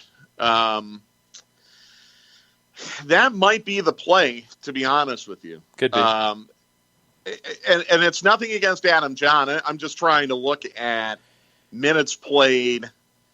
John's a better option off the bench for this team. I don't think he works as a starter. I think he's more effective off the bench. That's why they brought him here. Yeah. They didn't bring him here to be a starter. They brought him here to bring him off the bench and give you something late, whether it be on a set piece or conventionally in the run of play. So, yeah, Manuel Castro would absolutely – that's a good call, Jason. I don't want to take Pitti off the left wing. No. Put a deadbolt lock on that. I am not moving him from there. Honestly, I'll tell you the more important thing is if he's ready to go 90, the one that I really don't want to move is Josetu from his spot. Don't want to touch that. He was so good. And the thing is, did he score a goal? No. Did he have an assist? No. Did he have more than, I think, 3 incomplete passes? No. Right. Did he pressure the ball really well in that role? Yep. He did everything you need that position to do with Pitti out wide. Because when you have Pitti in that role, he's having to burn energy, dropping to defend, dropping to help the build-up play. That suits Josetu more. And Josetu can get forward and give you elements going forward. We've seen it. He can do those things. But he's more comfortable playing deeper than Pitti is. You want Pitti's energy in the moments we saw them on Saturday. So you want him out wide on the left where you can you can kind of have him in a free role. He can come inside. He can come play centrally if he needs to. If that's where the game is, he's going to come inside. That's fine. You have to have the balance if you're going to do that, because teams can kind of try to isolate him. His movement's got to be good, and we've seen that consistently, so I'm not worried about that. You've got to get the left back forward to help him so he's not 1v2 a lot, and we saw that. But Josetu centrally was such a vital part of everything working as well as it did. Yeah, I think he had an underrated game on Saturday, to be honest with you. And maybe it's because he didn't have a lot of touches in the second half, and that's kind of our freshest memory when we're sitting there at the end of the match and trying to evaluate things. I thought Josetu was really good and, again, really safe. And you got a road game tonight. Like I said, talking about Brooks Lennon, I think it's safety first when you make your selection. Josetu is not going to give it away in zone 14. He's not going to give it away hardly ever, but especially in zone 14, he's going to be really safe. So I'm with you. I'm with you. I'm putting a deadbolt lock on Josetu, and I'm putting a deadbolt lock on Pitti right now. I think I would love to say that Eric Remedi could give you 90 more tonight. I thought his work rate was off the chart on Saturday. What concerns you a little bit is if Remedi can't give you 90 and you're asking Lorenowitz to play center back, that creates a question as well. That changes the conversation, absolutely. Remedi's ability to play deep into this match will affect if you can play Lorenowitz at center back. You might not be able to because of that. Right. Yeah. Interesting night for Glassy. And it's one of those things, again, we won't really know. I mean, another element is, I guess, Barco could play. I mean, I think everyone's just kind of made an assumption now that Barco, something's going on there. But, I mean, what we're being told officially is that he's not on the injury report and he could be back any time.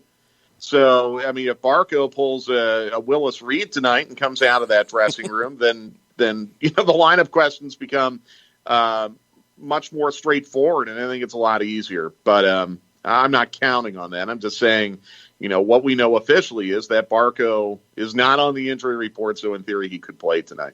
We'll see. It's going to be a really fascinating night. I think it's going to be a very overreacted to result if it's not positive for Atlanta United. And we're going to have to see how this plays out, but this is not shaping up to be an easy match by any stretch. Don't look at Miami's record, because I think it's misleading. It's hard to be an expansion team in 2020 when you play 2 matches and you have to stop, and then you play 3 more matches in this weird tournament bubble environment. Again, you have to stop, and now you restart again. And by the way, you haven't played a home match until this past Saturday, so don't even look at Miami's record. I think this, like I said, this could potentially be a very overreacted to result if it's not positive. And I'm just saying, without Meza, without Escobar, potentially without Robinson, potentially without Barco, in fact, probably without Barco, it's going to be really tough to get a point out of this tonight, guys. I really, really feel that way. So before you go, tell everybody what Darren Eales said with Dukes and Bell yesterday for people who missed it about Barco with all the questions going on.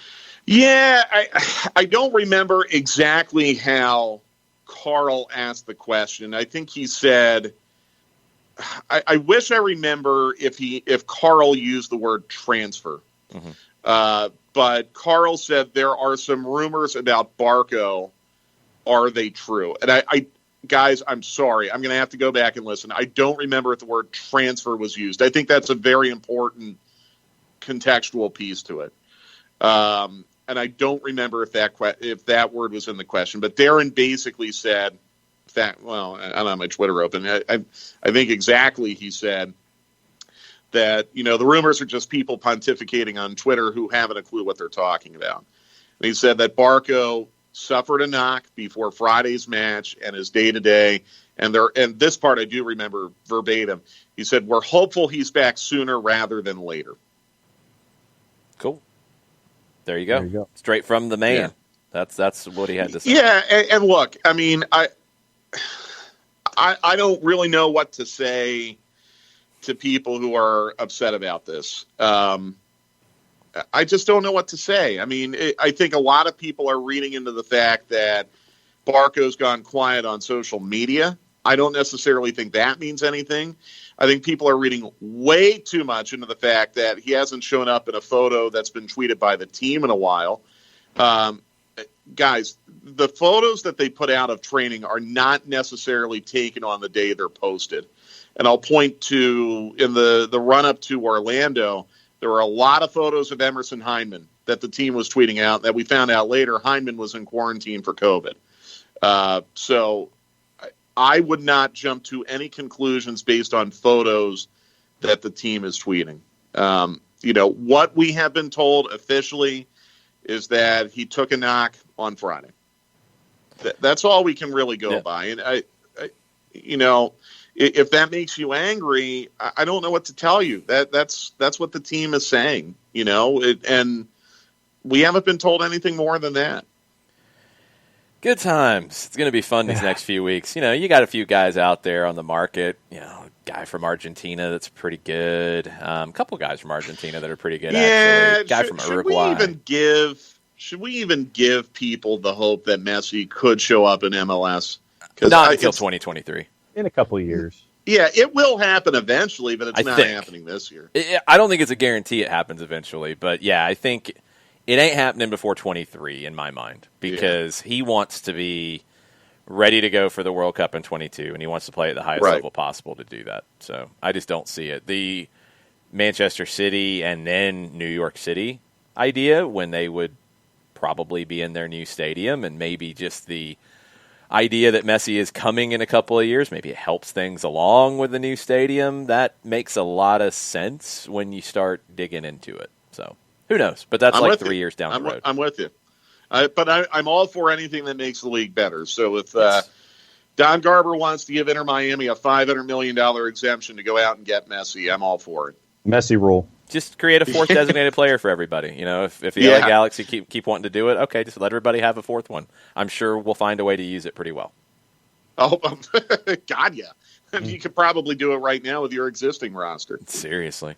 All right, so what do we have the rest of the day? You want to let everybody know the schedule? Sure, yeah. 2 o'clock stoppage time on the 92.9 The Game Facebook page.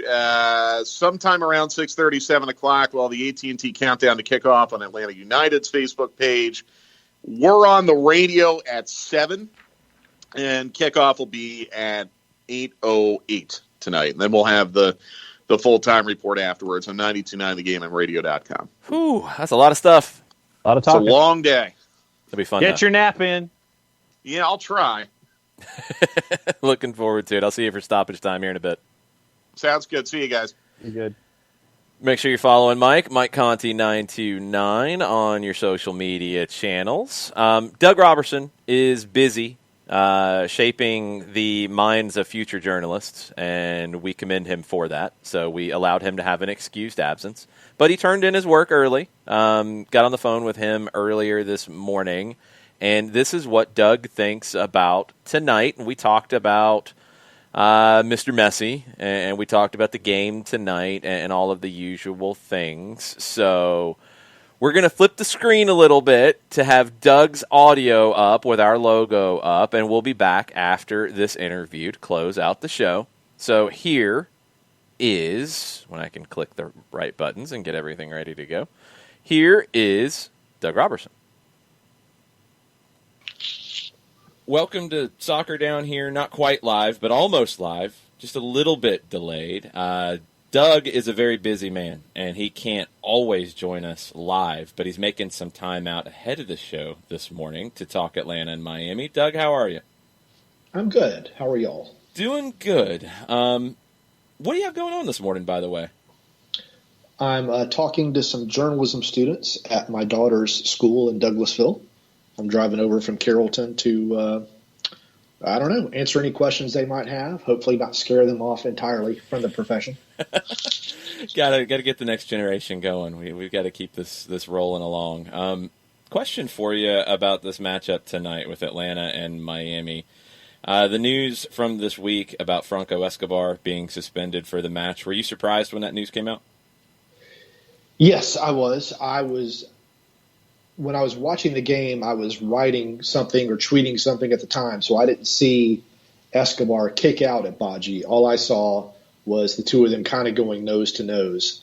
But then when I saw the video later after the game, I thought that Escobar might receive some sort of disciplinary punishment because it really was just kind of a lazy kick out at a guy who had a breakaway toward the goal. I didn't know if it was going to be a suspension or just a fine or what, but it was a suspension. Yeah, it's bad timing right now for Atlanta United as well, especially with yesterday's news that Fernando Meza is out for at least a couple of weeks with a knee injury. I don't think we're surprised by that one, but what are you expecting to see on the back line tonight?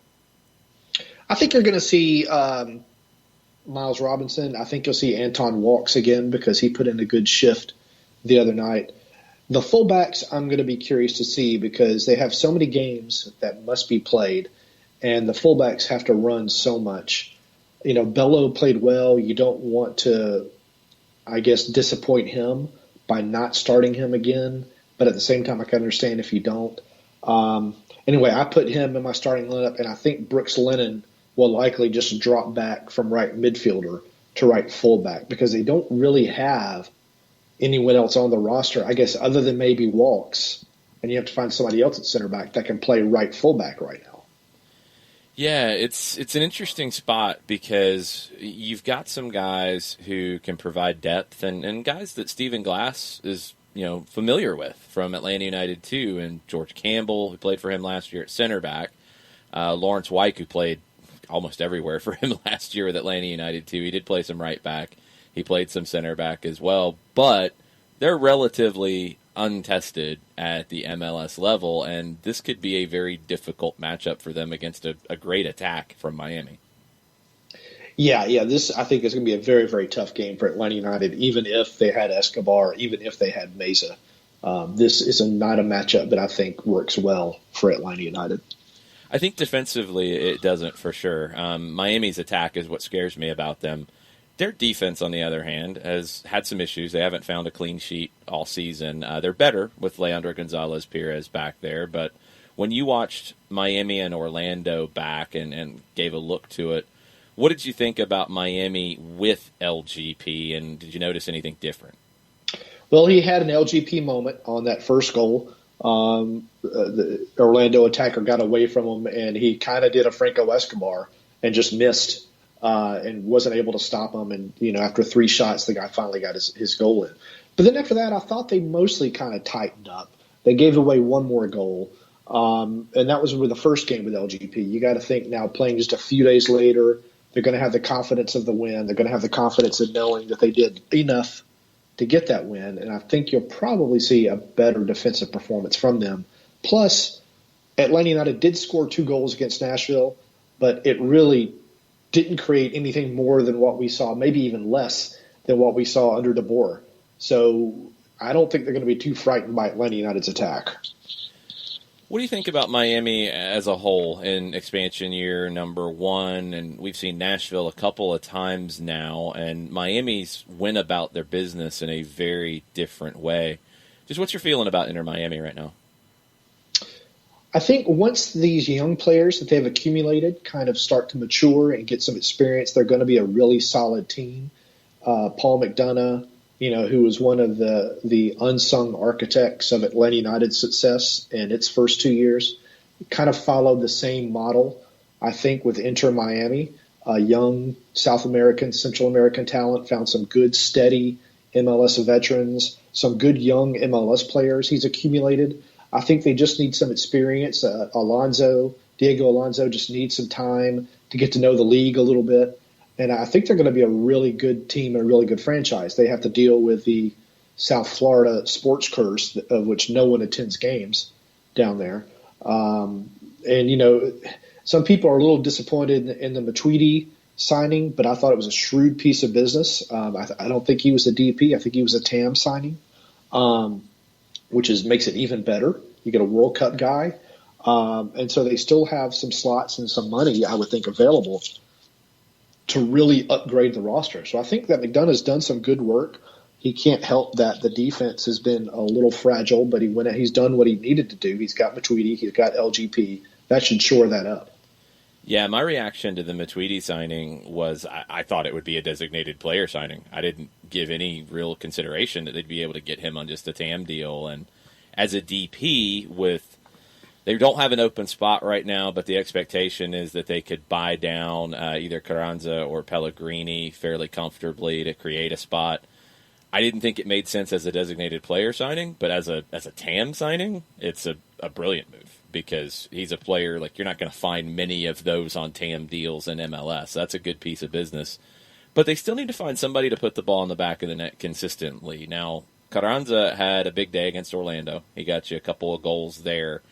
Do you think they are really in the market for some of these names that we're hearing thrown around right now, and Luis Suarez and Gonzalo Higuain?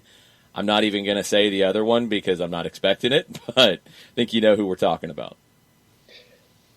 Yeah, a lot just depends upon the money to Pellegrini and Carranza. And it's going to depend a lot on what Suarez would want for just to throw him out. I mean, the thing about professional athletes that I never quite understand is they've already made more money than they know what to do with. So in some cases, you could come to a place like Miami, fantastic standard of living. The cost is not going to be that great. Not worry about having to break the bank because you've already accumulated so much wealth, and kind of enjoy yourself, enjoy your career, enjoy your surroundings a little bit. So I don't think they would have to break the bank for Suarez. And I think he's still got some gas left in the tank. I think it'd be a great signing. I think he could just destroy MLS for a season or two. It'd be fun to watch. Yeah, I'm with you on Suarez. I think the other little hidden thing with Luis Suarez that people forget at times is he's good friends with Nicolas Ladero of the Seattle Sounders, and Ladero's brought up MLS to him a bunch of times. Ladero's told the media about doing that, so I think he might have an understanding of the league that's a little bit higher than your average player. Higuain, for example, his brother plays in the league, so he's going to know the league pretty well. So those are two guys who kind of fit that bill that you're talking about. We'll see with Miami, but they don't have them now. Who in this group right now worries you the most for tonight? Pizarro, Rodolfo Pizarro. He can make magic. I thought as well as Atlanta United said it played on defense against Nashville, there was still some herring moments where there was a lack of communication. There was some holes. There were some gaps. And he was a star at Monterrey before he came to Miami. He's going to be able to find those holes and those gaps. He's going to see him on film. And you take out Meza, who's a very steady defender. You take out Escobar, who, for all his faults, his speed can make up for a lot of his poor decisions. And it's going to be a challenge. Yeah, I think the element that worries me about Pizarro, about Pellegrini, about Lewis Morgan, their other winger, they're really interchangeable. And it's something that Pizarro talked about after the Orlando match, that Diego Alonso gave him and that group the freedom to find the game, pop up on different sides, all three of you on one side to create an overload. Those three are free to go find the game and play their game. And I've been worried during the Orlando tournament for Atlanta United, and I was worried at times, maybe a little bit less in the Nashville match, about that communication defensively, because it's been so many different pieces on that back line this season. Who steps up to organize this group if you're missing Meza and Escobar? Well, Eric Remedi played really, really well. It wouldn't surprise me if Larinowitz comes in to do exactly that, to try to keep this back line organized and keep if there are gaps, to get them filled quickly. But Remedi's kind of in the same boat as Bello. Both played so well, you hate to pull them out of the starting lineup, even with all these games upcoming. But that wouldn't surprise me if Larinowitz is in the lineup and kind of tasked with doing that. I've had that in the back of my mind, too. I kind of think that might be what happens. Either he comes into the back line or he comes into that holding midfield role, or maybe it's a little bit more of two holding midfielders than we saw against Nashville. Larinowitz could be an important piece tonight because communication is going to be key on the road, playing on tired legs against a very talented attacking group. What are you expecting? What are you expecting the scoreline to be? What's your prediction for tonight? I think Atlanta United falls 1-0. Tough game, tight game. Does Miami get an early goal? Do they have complete control of it? How do you think it kind of flows? I think it'll be, a little bit back and forth as much as a 1-0 game can be. But, Atlanta United is flying down there this morning. They're flying back after the game. It's an odd set of travel circumstances, not just for them, but for all teams in Major League Soccer right now, because of the I think, smart rules put in by the league for travel. You got the fact that, as I said, they didn't really create much against Nashville. It was 2 moments of individual brilliance by Pity Martinez, and that was really about it. Bello had a shot that he missed, and Lennon had a shot that he missed, and that was it. And if they don't create more against Inter Miami, they're not going to score, I don't think, and put that together with Miami's firepower. So I think it'll be slightly back and forth, but I think Miami's going to, it'll be a somewhat comfortable win. Okay. Let everybody know what they can find from you the rest of the day over at the AJC and what's coming up after the game.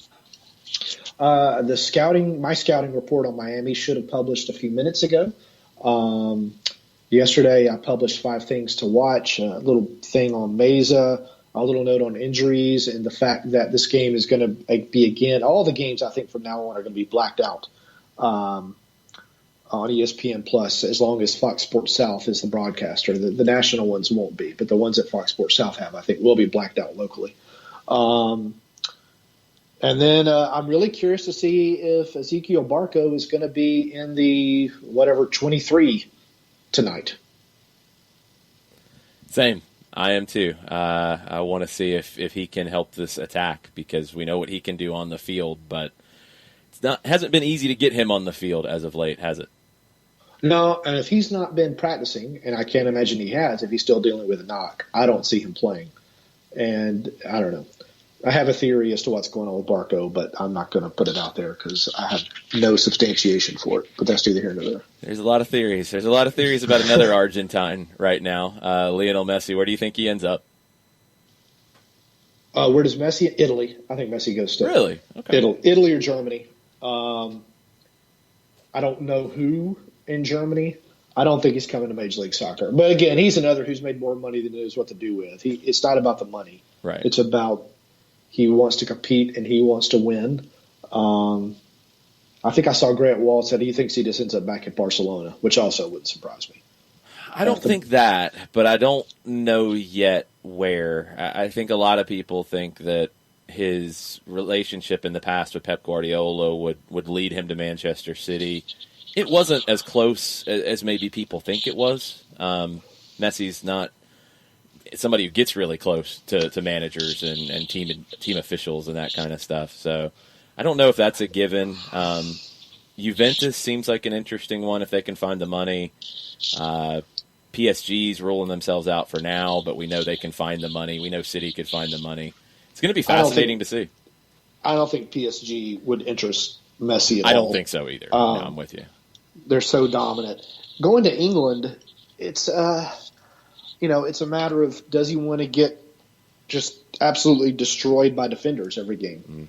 Mm-hmm. You think of guys, and I'm not saying that these guys are Messi. I'm just trying to think of similar situations.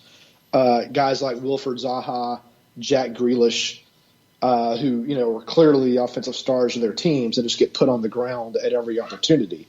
Now, Messi wouldn't be the star of Manchester City by any stretch, but he's going to be put on the ground all the time. And is that just going to frustrate him to the point, because he's not going to be able to play, that this is just not interesting to him? Well, we've got a good soap opera to follow this summer, that's for sure, at least for a little while, on where Messi ends up. Doug, thanks for the time. Let everybody know where they can follow you on social media.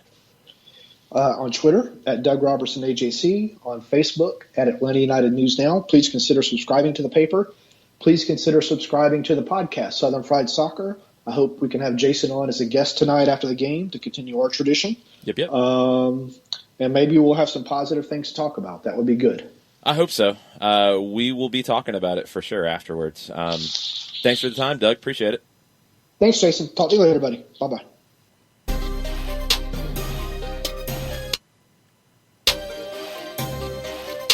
And we're back. Thanks, Doug, for taking the time out this morning. I really appreciate it. Doug goes 1-0 for Miami against Atlanta tonight. We talked about our predictions last night on the run-up. John, you want to rehash yours? All right. Mine is a 2-2 draw. Yours is a 1-0 Atlanta United win. I can speak for myself. You know, I'm right here. And I also have everybody else. I'm recapping the whole thing. Jared has a 2-2 draw, and Nick has a 2-1 Miami win this evening. Okay, let's rewind. Leave what John just said out of all this. Like I'm over here, I'd like to talk about my 1-0 win result. I can speak for myself.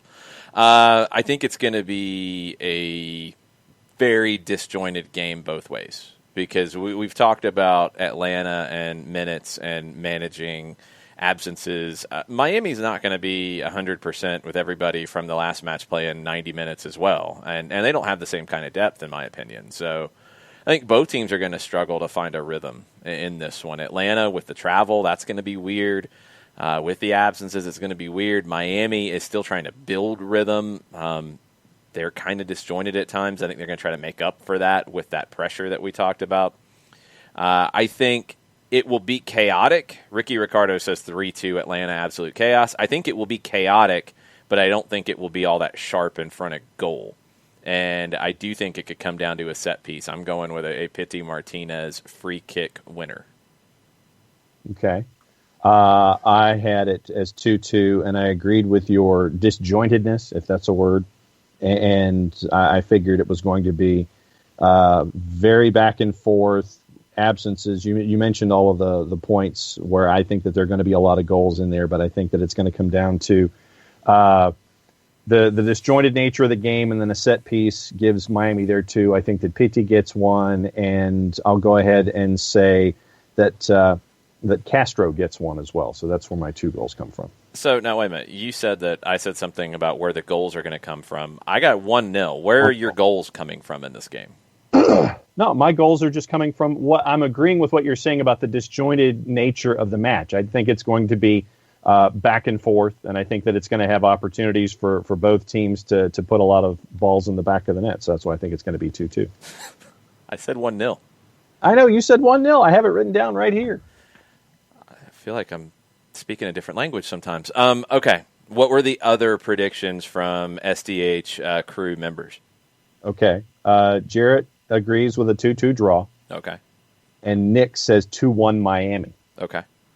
And what did Kelly have last night? Didn't Kelly reserve hers? No. Then I don't remember what Kelly said because I didn't write it down.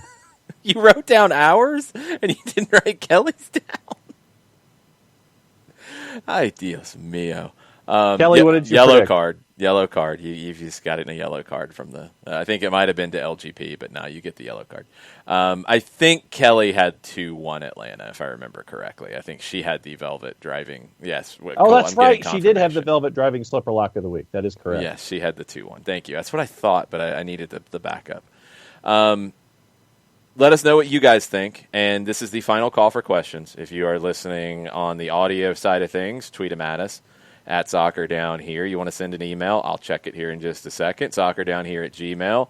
You want to join the Twitch pitch, twitch.tv/SoccerDownHere. You can still get in and send us your questions about tonight, about Lionel Messi, about Weston McKennie, about the Greenville Triumph and their big match tonight, about the other MLS games tonight, and there's a few. Whatever you've got on your mind, we will take it. Abby says you need to wake up today. No Mountain Dew? What Right you're there. pointing at a cup what is in it? Well, I can't tip it because then Tell I us spill it all over the myself. words that come out of your mouth. You can use them. It is Mountain Dew now. Oh, now there we go. That's the problem. Man, I should have known. I should have said something about it sooner. Okay. Daniel Price is 3-2 Atlanta United as well. Okay. The other games this evening, Orlando hosting Nashville, and I'll run through, since I've got the schedule here, the BetMGM numbers, which are somewhat comparable to the aggregate numbers that John has. If they're dramatically different, tell me. Orlando minus 112, Nashville plus 300. I feel like a draw. Yeah.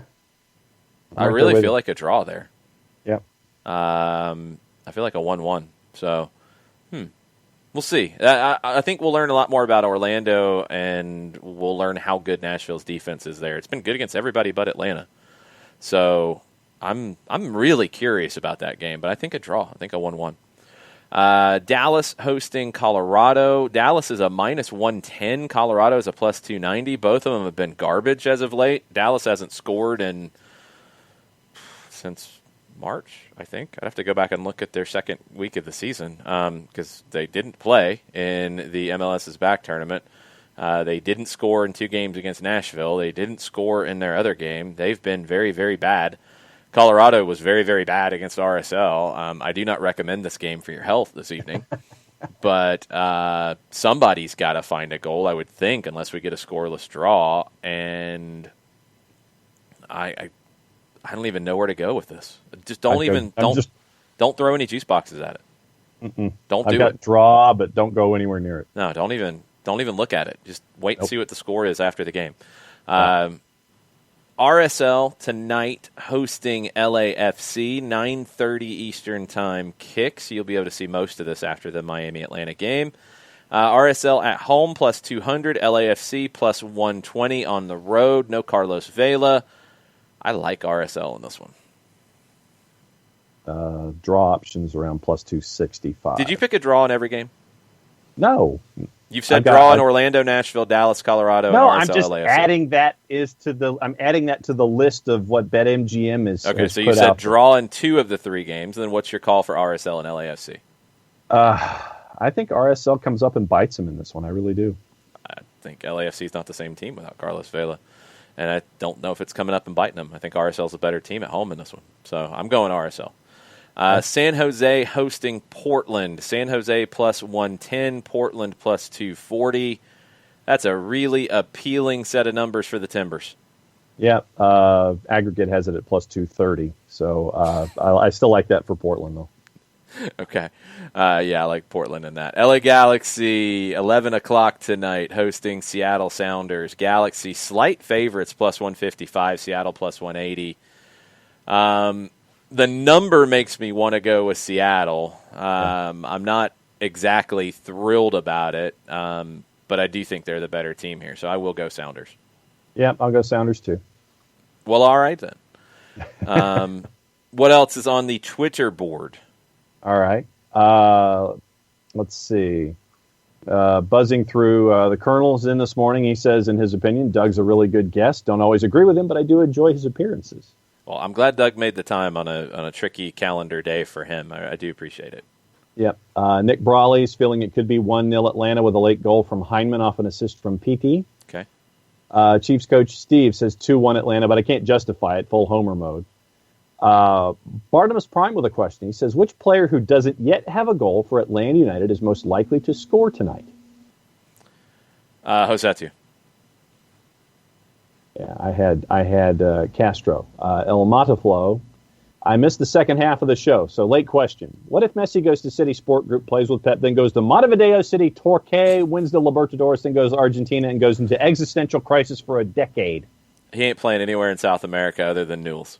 And I kind of do think he'll play for Newell's at some point, even if it's like for one of these little split half-season deals or a Copa de la Superliga or who knows what else competition. It might be the Messi championship that Argentina creates if he comes back. I think he'll play for Newell's in competitive games. I think that's the only club in South America he'll play for. The Copa de la Messi. Joey Logan has a 3-3 thriller on the board. And Nathan Pugh has posted a link to Amazon Prime Video Sport, the biggest net transfer spending among current Premier League clubs across the last 5 seasons. Manchester City is number 1. And do you want to give the context for that random tweet? Because there is context. Well, it goes to the earlier conversation about Nathan being a Liverpool fan and the discussion about Liverpool not spending any money by comparison to bring in talent. Net spend those plucky upstarts of Manchester City. Yes, in all because Liverpool are the plucky upstarts, even though looking back at it in cash, they haven't spent much in the last season. That is absolutely true. But, ahead of the 2018-19 season, there's that $68.7 million transfer for Alisson. There's the $66 million for Naby Keita. There's the almost $50 million for Fabinho. Let's go back a year. Oh yeah, Virgil van Dijk. It was like $93 million. Mo Salah was 46. Oxlade-Chamberlain was 41. Let's go back another year. Sadio Mane 45. Yeah, they spent a lot of money. How are they not on this net spend one? Oh, yeah. Barcelona decided to fund their transfer spending for, ever with the Felipe Coutinho move for $160 million because Barcelona was stupid. So Liverpool has spent money. Let's not lose that fact.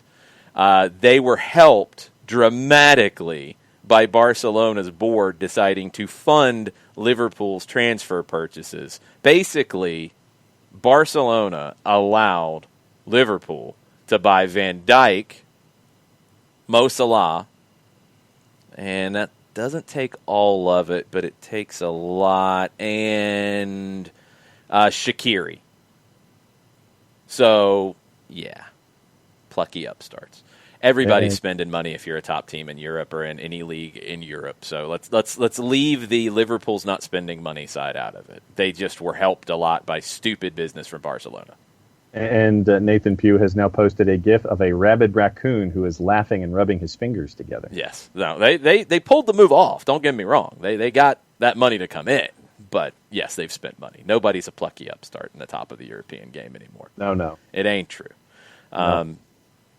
All right, so Christopher Abel wants another woo out of me on a goal. I hope we get a goal like that because that look, it's not planned. When that happens, it just happens. I don't want to do it.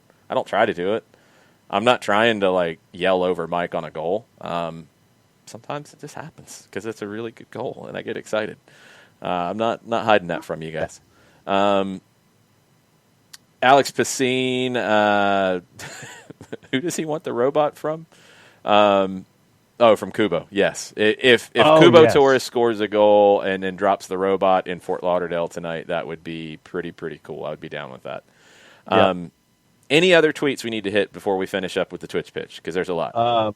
No. We do have 5 games in the USL Championship. The one that affects Atlanta United 2, Charleston, and Miami FC. Charleston's a minus 182 at home at Patriots Point against Miami. The Miami FC, who's a plus 363. Go for it. So in this case, we need Charleston to not continue to pull away because Atlanta's not going to catch up to Tampa Bay. So we need the Miami FC to get a win here. Even though that brings them closer to Atlanta, I like the chances dealing with Miami more than dealing with Charleston. We can't let Charleston pull away if we're pulling for Atlanta United 2 in this. So, yes, we need 3 points for the Miami FC. There you go. The Miami FC. The, not a, the Miami FC. Yes, and you forgot one. There is a match in the USL League One, John. You're being yelled at. Well, but I haven't seen Chris Ashley. I've looked at multiple Juicebox purveyor outlets, and there are no odds posted for this particular match. The game's still happening. Your Greenville Triumph and New England Revolution version 2.0. The game's still happening. I agree. Well, you agree? It's happening. They're playing the game. There's nothing to agree with. The game is scheduled and happening. Tyler Pollock and Noah Pilato from the Triumph made the USL Team of the Week. And Noah Pilato, if you haven't seen it, he had one of the weekend Thunderbolts. And right now your league standings in League One, Greenville is 6 points clear of Richmond. The Kickers are in second place. Greenville is 5-0-1 in their first 6 points clear of Richmond. Remember, it's the top 2 teams that make it to a championship game in League One. The Revs are at the bottom of the table at 0-2-2, 2 points so far this season. Can we please have a naughty option somewhere in the chain? I agree, and it's the only game going on in USL League One tonight, by the way. That is the only one. 7 o'clock on ESPN Plus. Tormenta play OCB, Orlando City B, on Friday night. All right. Anything else on Twitter before we jump in? That'd be a no. You sure? You need to reload? I'll reload real quick. Let's make sure. Now, people are agreeing with assessments on Twitter. Nothing of anybody else wanting anything else said. So it's conversation between a lot of other folks, so go for it on the Twitch page. Okay. Abby reminds everybody that Atlanta United's pub partners are giving out limited edition Atlanta United beer mugs with takeout orders today. Yes. I love it! Very, very cool. I would like to get one of those, but I'm not going to have the ability to do takeout. I'll be at Mercedes-Benz Stadium for the game, and I'll probably need to bring a sandwich, like a peanut butter sandwich with me because, nothing's open in the stadium right now. Yeah. I'll have to figure that one out. Man, now I really got to think about this. This is going to be – timing's weird today for meals for me. I don't know how I'm going to swing this. Okay. Lots of different things. Joe B's talking about the hurricane that could get to 145 miles an hour. Yes. That's not good. Overnight, looks like Lake Charles is in the bullseye right now, and it could be pretty bad.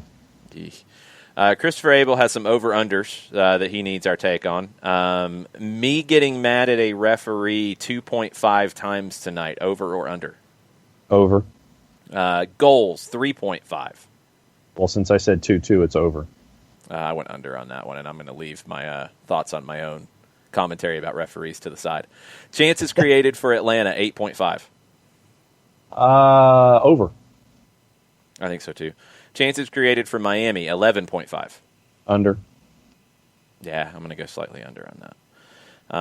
I like that. I like that setup, though, Christopher. That might be a good regular segment if you want to keep throwing those in. I'm intrigued. Primetime Ray says, keys to the match for Atlanta United tonight. For me, it is better communication defensively because Miami will test it with their interchange up top. I think you need to be careful with Miami's pressure at midfield. You don't want to allow them to create opportunities off of pressing. You want to make them do it from the run of play where they haven't shown as much success doing it.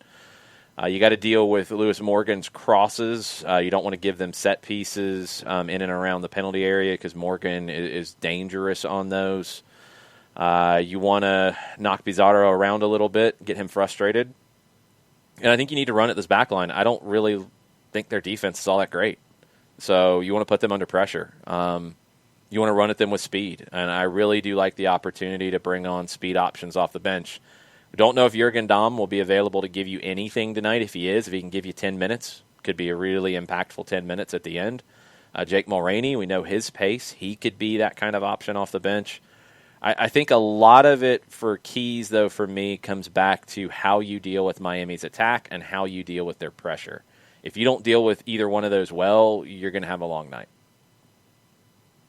No, I'm right there with you. I looked at the lineups, or the lineup ideas, and I thought that you could have Bello going down the left-hand side, and that was why I mentioned speed with guys like Mulroney and fresh legs coming in the final 30 minutes, whether it's Kubo or if Dom's available or Mulroney, just those fresh legs in that final 30 minutes, considering the stat that you brought in about Miami giving up all those goals after minute number 60.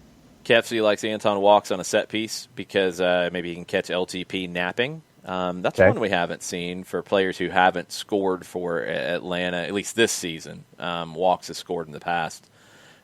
Christopher wants to push back on me saying Abel or saying Josetu. He scored in a preseason game. I'm talking regular season. If we want to get really specific, then somebody who hasn't scored this season, period. You went Castro, so I'm going to go in a different direction. I'll go Bello. Okay. Yeah, I'll go. No. I'm going to go Brooks Lennon. I'll go Brooks Lennon. I think he could get forward and give you that. I do really like the idea of Kubo Torres doing the robot, though. I'm kind of excited about this. Got Jack Patterson to do that on the air in Columbus a couple weeks ago. Oh, nice. Christopher Abel says, to me, would I rather watch Dallas and Colorado playing on repeat or have to watch Atlanta lose 6-5? Oh, the Atlanta game for sure. Because yeah. there'll at least be some entertainment in it. I don't want to watch Dallas and Colorado play right now at all because that's just going to be like a crime against the sport of soccer. Yeah, that's not happening. No. Chris Ashley is mad because he switched his fantasy captain from Pitti to Vela at the last minute. Oh, well, I had Vela from the absolute beginning. I'm in trouble. I got Diego Rossi, so I need him to have a good night tonight, but I'm not very excited about it. I don't think it's going to happen. Yeah. Okay, I think I caught up on most everything there. People are worried about you catching salt poisoning again since that happened. There was a really long comment that I think it was during Doug's interview that I had to hit the cough button so I didn't start screaming because it was that good. Okay. About you and the salt poisoning and questioning it. I don't know if you understand how you got sick from the McDonald's fries. There's a lot of questions about this from the peeps. Okay. And that's the peeps right there calling and asking me that question. It's McDonald's saying you're slandering their fries, making you sick because they had too much salt on them. Hey, it was one from downtown Atlanta, and they OD'd the fries with the salt, and you had salt poisoning, is what you're telling us. That's my guess, or just a salt overdose. It was an OD. That's your guess. The first thing you jump to is salt poisoning? It's salt overdose. It was just overkill on the salt. Overkill, overdose, whatever words you want to use. I just don't know. I just don't know. I just don't know anymore. All right, so let me ask you this: how much salt do you put on your food? I don't put really hardly any extra salt on my food. I really don't. Extra salt, very little. I mean, do you not cook with salt? Do you not? Well, you don't cook. That's all. That's a dangerous question. When you're cooking, when you decide to cook, do you add salt to what you're cooking? No. No? Mm-mm. No. You don't salt anything. Mm-mm. The boss may. She didn't tell me about it. I don't look. You've never put salt on food? Like, whether you're cooking it, whether you're about to eat it, nothing? You've never used salt? Nope. No? You might use pepper, but not salt. Never used salt in any way? No. The boss will back me up on that. I don't. When I sit down for a meal, I'm not going to reach over, grab the salt shaker and go like this. I just don't do it. I don't. I just don't. Have you ever cooked pasta? For example, have you ever cooked pasta? Like boiled? Okay, you have. You didn't put salt? You didn't put salt in you didn't salt the pasta water? Nope. You just ate boiled noodles? With spaghetti sauce on top of it, yeah. No salt was put in the water. What? Rice? No salt in it at all? Nope. Have you ever accidentally swallowed ocean water? Last time I was at the ocean and went in, probably. Did you get sick? Not that I'm aware of.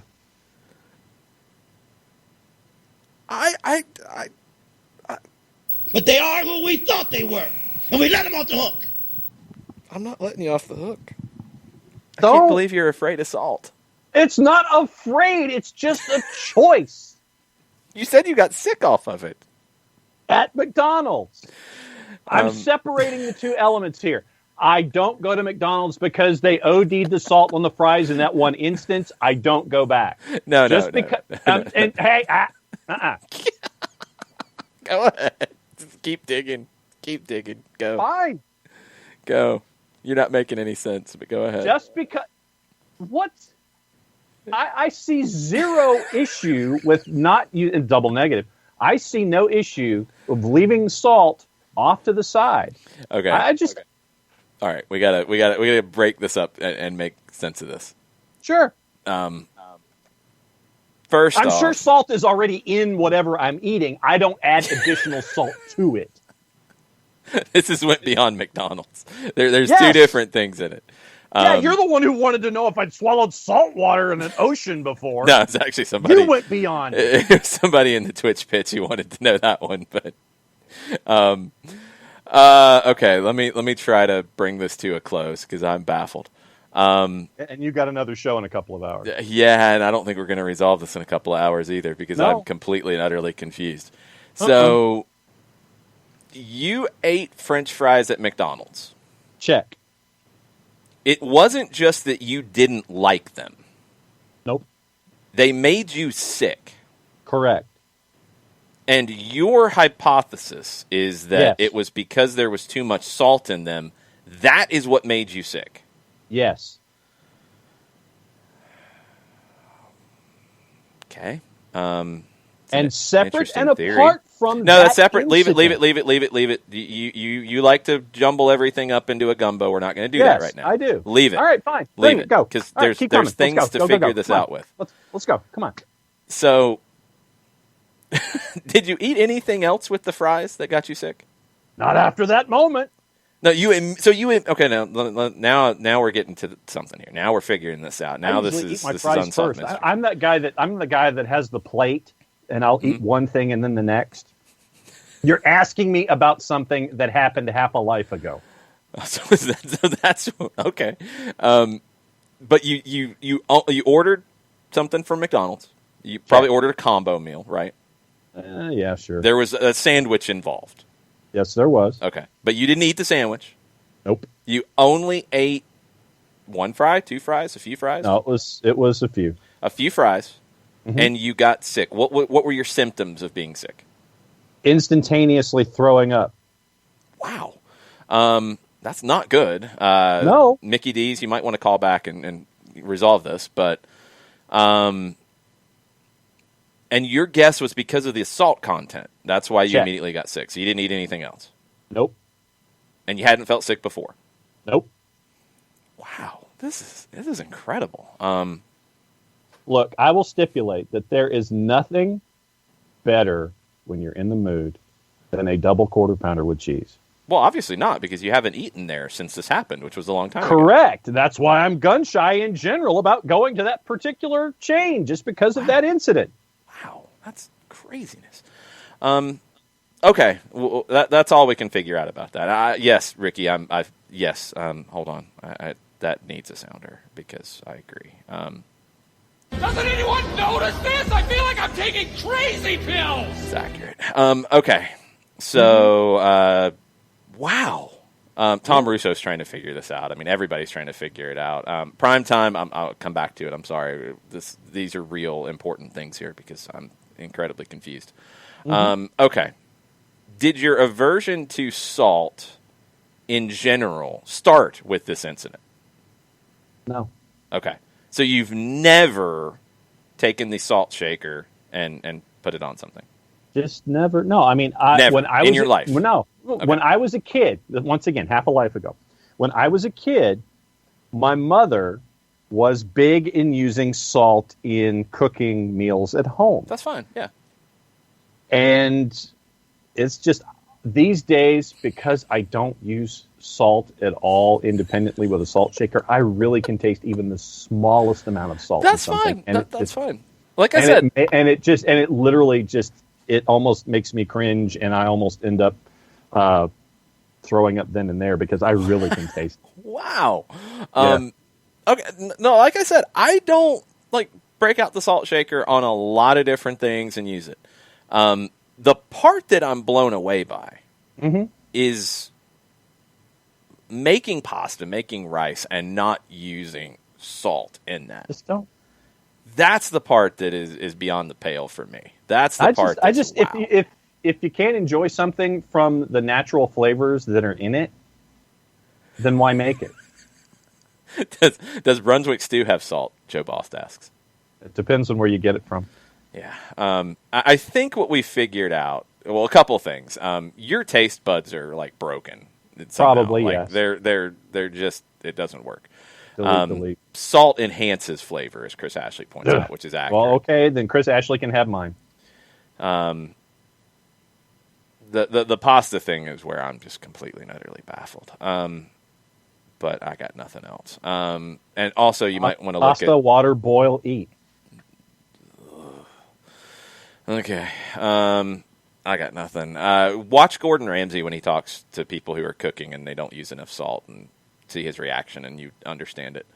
I don't know if you know what a proper amount of salt is. I think that's where the disconnect is. I think, and sometimes McDonald's does oversalt their fries. It has happened. Yes, it's never made me sick. That's really strange. I don't know if you can have an allergy to salt. I guess it's possible. No, I have an allergy to milk, not salt. That's also weird. But I mean it's worse than lactose intolerance. Yeah. It is off the scale worse than LI. Wow, your taste buds are broken. There's just no other way around it. Like, your whole eating system is broken. I don't understand it. One more question: have you gargled with salt water? After losing a tooth when I was a kid, but not obviously before your salt aversion, you gargled with salt water. Yeah, before I did. Yeah. Okay. Like I said, you lose a tooth and you sit there and you do the salt water thing, and that way it stops all the bleeding and all that stuff. Yeah. All right. I really got nothing else. You sure? No, I don't understand. Corn on the cob, no salt. Mm-mm.